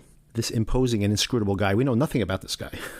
He has no backstory. He's just very loyal to Gustavo and very imposing. He sneaks in when no one's looking, and the woman who runs the hotel gives him a key.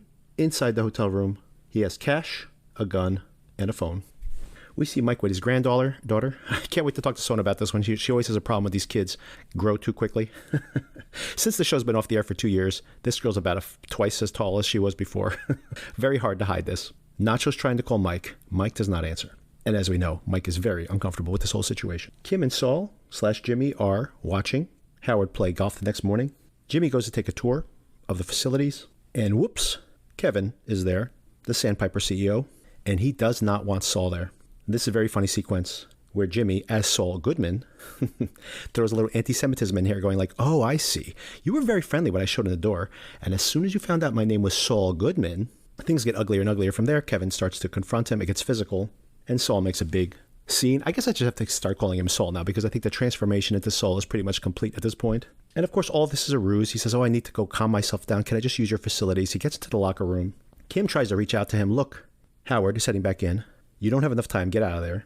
But Saul's able to achieve his goal, which apparently is to put a small bag of baby powder in Howard's locker, obviously to look like drugs, cocaine, so that Cliff will see it. And it works. Cliff does happen to notice, what is that over there? And Howard's like, yeah, what is this? You think one of these members maybe put it in here? And Cliff's just like, it was in your locker. And just a little question mark as to how did that get in there? That's it. Just a little nudge. Next, we see an incredible shot of the desert, a drone shot, I assume. Lalo, of course, is alive and well, has been hitchhiking towards the U.S. border. Lalo gives his $2,000 in cash to one of the coyotes. And just as he's about to jump into the back of this truck that's going to smuggle them across the border, he decides to call his uncle. Lalo asks the coyotes how long it's going to take them to pack up and leave. And they say, we'll leave when we leave. And he says, okay, well, then I need to make a phone call. And they go, hey, we'll leave without you. And he says, be nice. He calls his uncle at the nursing home, and his uncle, who seems very sad to have heard that he had passed away, is now much happier to hear him alive. And he goes, and now I believe it was a chicken man. I know it. So I'm going to cross the border, and I'm going to murder him.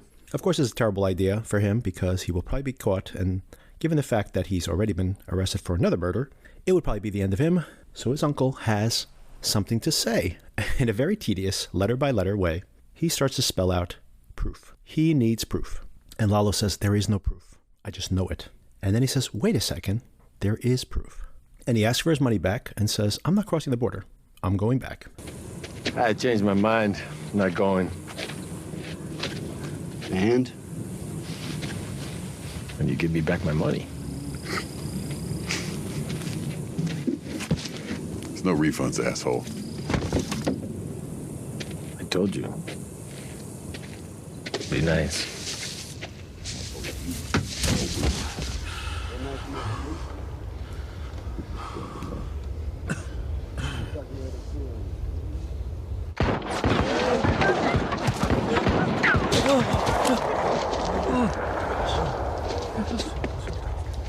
But they're not nice.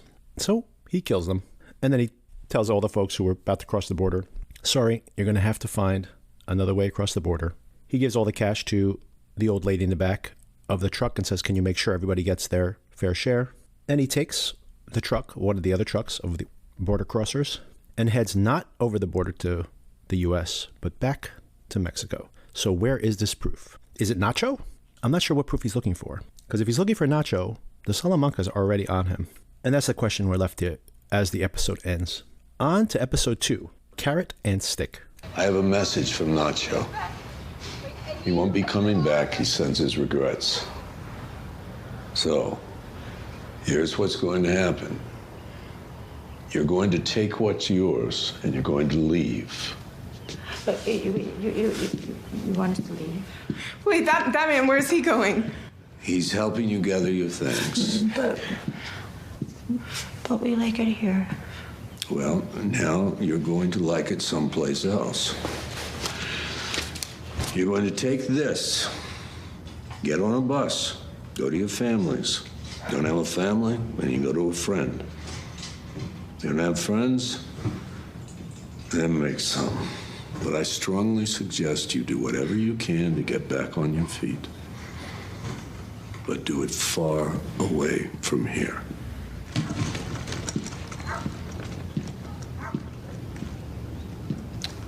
This goes back in my pocket in 5 seconds. You won't like what happens next. I think we're all familiar with the idea that there are 2 ways to get someone to do what you want them to do. There's the carrot and there's a stick. And we see multiple times the carrot, which is, hey, here's a reward for doing the right thing, or doing what I want you to do anyway, in this specific circumstance. And then there's the stick, the thing you don't want. So you can take the carrot or you can take the stick. But either way, you're going to do what I want you to do. And we see it here at the beginning. We are at Nacho's apartment with his strung out, possibly mentally ill or possibly one caused the other, girlfriends, who are keeping themselves entertained while Nacho's missing. When Mike arrives, they of course freak out, thinking something terrible is about to happen. And Mike basically says, Nacho doesn't want to see you anymore. He's not coming back. And now you have to leave. And here's some money. Take this money and go back to your family, or go back to your friends, or make some new friends. But you can't stay here. And if you stay here, you're not going to like what happens. Carrot and stick. They, of course, take the money and run. And here's another motif that we see many times in Breaking Bad and in this show also. Another very clever technique that you screenwriters and creatives out there that you should take into account. Creating a mystery that gets resolved in the episode to only reveal a bigger mystery. We see in meticulous detail that Mike goes, breaks into Nacho's safe, measures it out, has his man, his assistant, bring in exactly the same safe. They now open the safe, take out all his Nacho's money, and as other valuables here, those being a fake ID for himself and for his dad. Very importantly, Mike pockets the ID for his dad. And then they put in an identical safe. They put all the money back. They put the fake ID back, exactly as it was. Plus, they put in a piece of paper, a bill, that seems pretty mundane, and that's it. They lock it up, and we're like, well, why did they do that? That mystery will be solved in this episode. But the larger mystery as to why they do this is not. So, very clever. Meanwhile, back with Saul and Kim, Kim mentions the next step of the scam needs to be to get somebody to just bring up, in passing, to Cliff, that maybe Howard has a drug problem. And it has to be a big enough deal that Cliff will hear them out. But Cliff can't actually take the client. So who could this be? Who could this be? And Jimmy says, wait a second. I think I have a perfect candidate. And here we go. We have the Kettlemans. We're coming full circle. Last season, circling back to season 1. The Kettlemans, who embezzled all that money that Saul could have taken them for $2 million. And maybe all of the horrible things that are to befall these people could have been prevented if he had just stolen the money from those other criminals. And maybe that is the takeaway of this whole show in the end. Criminals should only steal from other criminals, especially these hapless folks who really can't keep themselves from getting into trouble. Of course, he plays them perfectly. He says, you know, the last time I gave you some inside information, you screwed me over. But I have information right now that can exonerate you. This is very funny. This whole sequence, by the way, very, very funny. And I really miss these two characters, Betsy and Craig, from season 1. At their tax preparation trailer, we see the inflatable Statue of Liberty, another iconic image from our Breaking Bad version of Saul. Craig immediately is like, hey, how you doing, Jimmy? Even though he's done jail time because of Jimmy. Indirectly, of course. I mean, it's his own actions, and maybe he acknowledges that himself.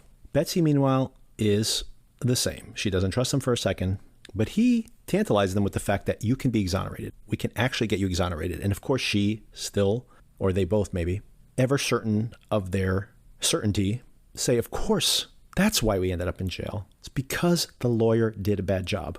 Not because they stole all that money. Of course not that. And the second that he gives them this information, after supposedly having a bulletproof document that they cannot go behind his back, she goes, I can go see any lawyer I want to. I already know this trick. And goodbye. We're taking this to a real lawyer. Which, of course, is Saul's plan from the beginning. So Jimmy's plan works. The Kettlemans have gone to see Cliff Main as the big hotshot lawyer in the area. He doesn't talk to them initially himself. They talk to like a junior partner. But they're like, no, we need to talk to the big man. We got big news here. Which, of course, it works because he's like, I don't want to talk to them. Wait a second. It's about Howard? Let me listen to this. And then again, they say, I think Howard was maybe high when he was representing us. And they say, do you have any evidence of this? And they say, oh, it'll all come out in discovery, which, of course, is something that Jimmy said. Slippin' Jimmy. But he thinks this doesn't really sound right. You don't really have evidence. You don't really have a case. And, by the way, I can't really do any work because it'll be conflict of interest. We're already doing other work with them. And you should go see other lawyers about it, but I don't think you're going to get anywhere with this. Just my honest opinion. And they leave in a huff. And they're like, we are going to go talk to other lawyers. Betsy's still very confident about this at this moment. And they leave, but we see another little seed getting planted. Cliff is, what's happening? What is this thing about Howard again? 2 times now.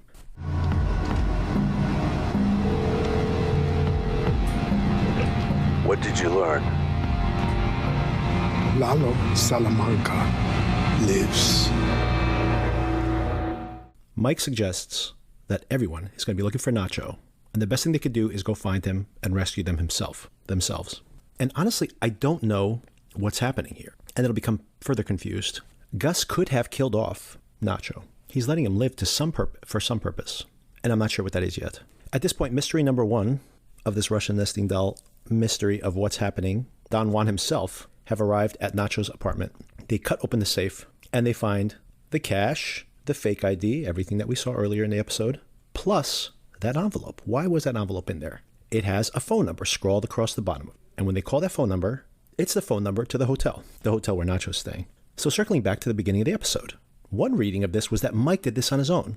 Mike is letting Nacho get caught to get him out of the clutches of Gus, potentially, but that's not the case at all. Gus's right-hand man is there with him. So Gus is orchestrating this. He's allowing the cartel to capture Nacho. If Nacho talks, it points right back to him.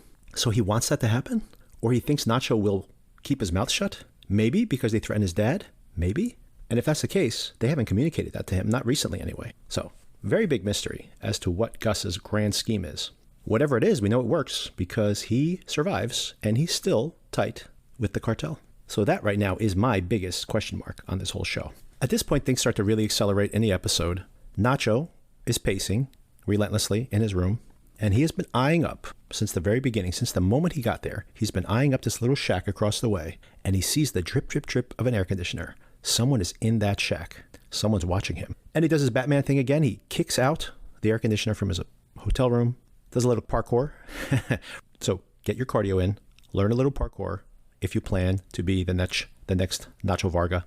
Circles around, he's got that gun, goes into the shack, and he catches a guy. He's like, hey, I'm just here watching you. I don't know who's doing this. I don't know anything. Nacho, of course, smart. Everyone on this show, very smart, by the way, except for the Kettlemans, probably.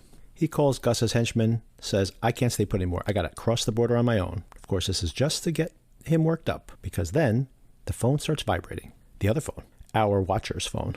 So now he knows who's watching him. So Gus has set this whole thing up, set up the hotel, has him watch the whole entire time, all with the plan of having him wait there until the cartel comes to get him. But why? Once again, so confused by this. What is the plan? They'll say, yeah, he showed up here days ago. He's been waiting for somebody. Who? Who's he waiting for? He can't say it's Gustavo. Can't imagine that that's what Gustavo wants them to hear. So what is this plan? I have no idea. And the cartel does show up now that they have that phone number and they've traced it back here. And the murder twins are with them. So the Salamancas and the cartel are here. There's a big shootout.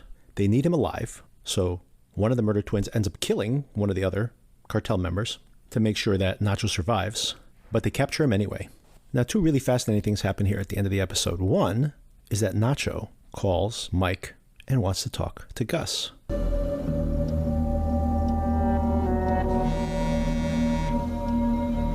It's him. Oh, shit. I've been calling Varga for hours. He hasn't picked up once. He's been trying to get me since he left Salamanca's. You want me to answer it?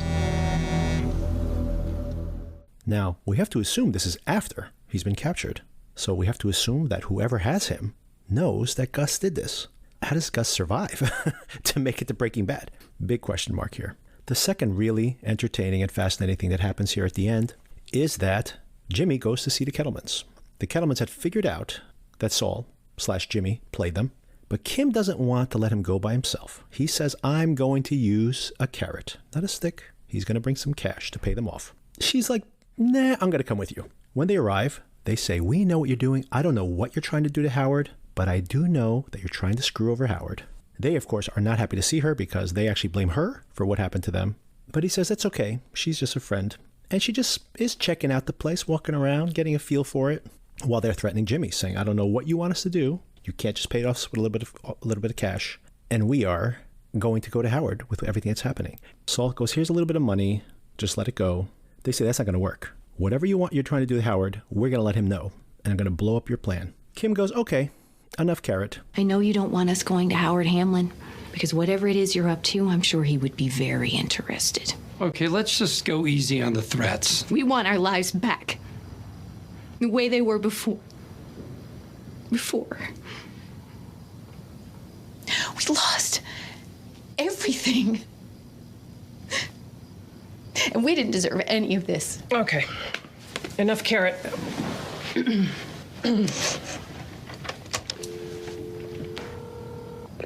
Internal Revenue Service, Albuquerque. Hi, could you put me through to Justin Stengel in Criminal Investigations? One moment, please. What are you doing? Excuse me. This is Justin. Justin, Kim Wexler, how are you? Hey, Kim, good to hear from you. How are Noreen and the boys? Listen, I was wondering who your CID officer is these days. You have something for us? Oh, I just might. Tax preparer fraud. A lot of it. I'm listening. Well, it's this, rundown little mom and pop outfit I've had my eye on for a while. From what I can glean, their clients always end up with smaller refunds than they deserve. Please don't do this. Do the client sign over third-party authorization? Bingo. So what I'm thinking is, these creeps file legit returns with you guys, give the clients fake ones that show about half the proper amount, and then pocket the difference. Classic scam. Well, I know just the guy to go after these dirtbags. I'll transfer you over. Such a big help, Justin. You got it. You don't have to do this. Don't I? Betsy, you'll probably get 24 months, maybe 18 with good behavior. But Craig, you are a two-time loser. They will definitely make an example out of you. Each false return they discover will be a separate felony. What are we talking, 100? 200? CID Anthony or Apollo speaking. Saul has a look on his face like, wow, Kim is real cutthroat. And he's kind of seeing the full bloodlust in her now. I think she finally knows what she wants, and it's to be do this pro bono work to make herself feel like she's doing the right thing. And she doesn't care who she has to take down. If she just doesn't think that they are good people, she will destroy them. And by the way, this is also, I think, who Jimmy sees himself as. So now we finally see at this moment what draws these two together. And as they leave, Jimmy's driving away and he goes, and I excerpted this, by the way, last week, if you haven't caught up on it, we had a quick discussion, Sona and I, about Better Call Saul up until now. Not a full recap of the show, but just kind of thematically what interests us in the show. And I called out, even included some audio from the the first flashback we see, or like the earliest flashback we see of Saul when he's a teenager, where he sees this guy stealing from his dad's convenience store. And he tells a young Jimmy, there are sheep in this world and wolves, and you have to decide, kid, who you want to be. So here we are. Jimmy gets in the car with Kim, and he says, sheep and wolves. And she says, huh? And he goes, well, never mind. But we know what it means. She is a wolf. They are sheep. And last mystery of the episode, they pull away, and there's somebody following them. Who is following them? Is Gus keeping an eye on them? Is Lalo keeping an eye on them? He's still in Mexico. But is he curious? He is very fascinated by what actually happened with that money transfer. And is this somehow tied in with what happened down in Mexico? So did he have somebody following them around? It remains to be seen. And that's where we leave things. Okay, so what did I think of all this? I thought this was incredible. We are right back in the thick of it. We hit the ground running. We have some great suspense, some great action here. And the stakes could not be higher, right? Like Howard's career is at stake. Jimmy and Kim's relationship could be in trouble, depending on what happens with this scam and how comfortable Saul/Jimmy is with all this. Kim's soul is at stake. Is she going to give in to the dark side? Nacho's life is at stake. And so is Gustavo. And we know Gustavo survives. We know that Mike survives. But there's something really tantalizing to watch a show and think, in any other circumstance, these people are definitely going to die. But we know they don't. So it's like, well, how did that happen? How does that happen, right? So fascinating to me anyway. Some people complain that, because we know these people survive, it somehow takes away the stakes. And we don't know that all these people survive, by the way. Kim may not survive. Why does Jimmy have that bottle topper? Nacho probably doesn't survive. I can't imagine him surviving this. Lalo probably does survive because he's just a shark. But I do want to mention something about Lalo here. He seems to do the decent thing with the money and seems to have some concern for those people in the back of the truck that were about to cross into the U.S. I mean, he didn't have to murder them all. It's just more mess that he has to clean up if he does. But he does honestly seem to have concern for them. And he also, it's kind of hard to read Tony Dalton's face, the actor, when he's about to murder his lookalike. But he does seem to have some regret as he's asking them about the mundanities of their lives, knowing that they're going to be put to an end so soon. So I am curious. We've just only been seeing him as this one-dimensional monster, only as an antagonist. But maybe we'll get to know him a little bit better here. Great performances all around. Great style. The show looks great. Great little details. And yeah, what a great twofer. Very excited to see where it goes from here.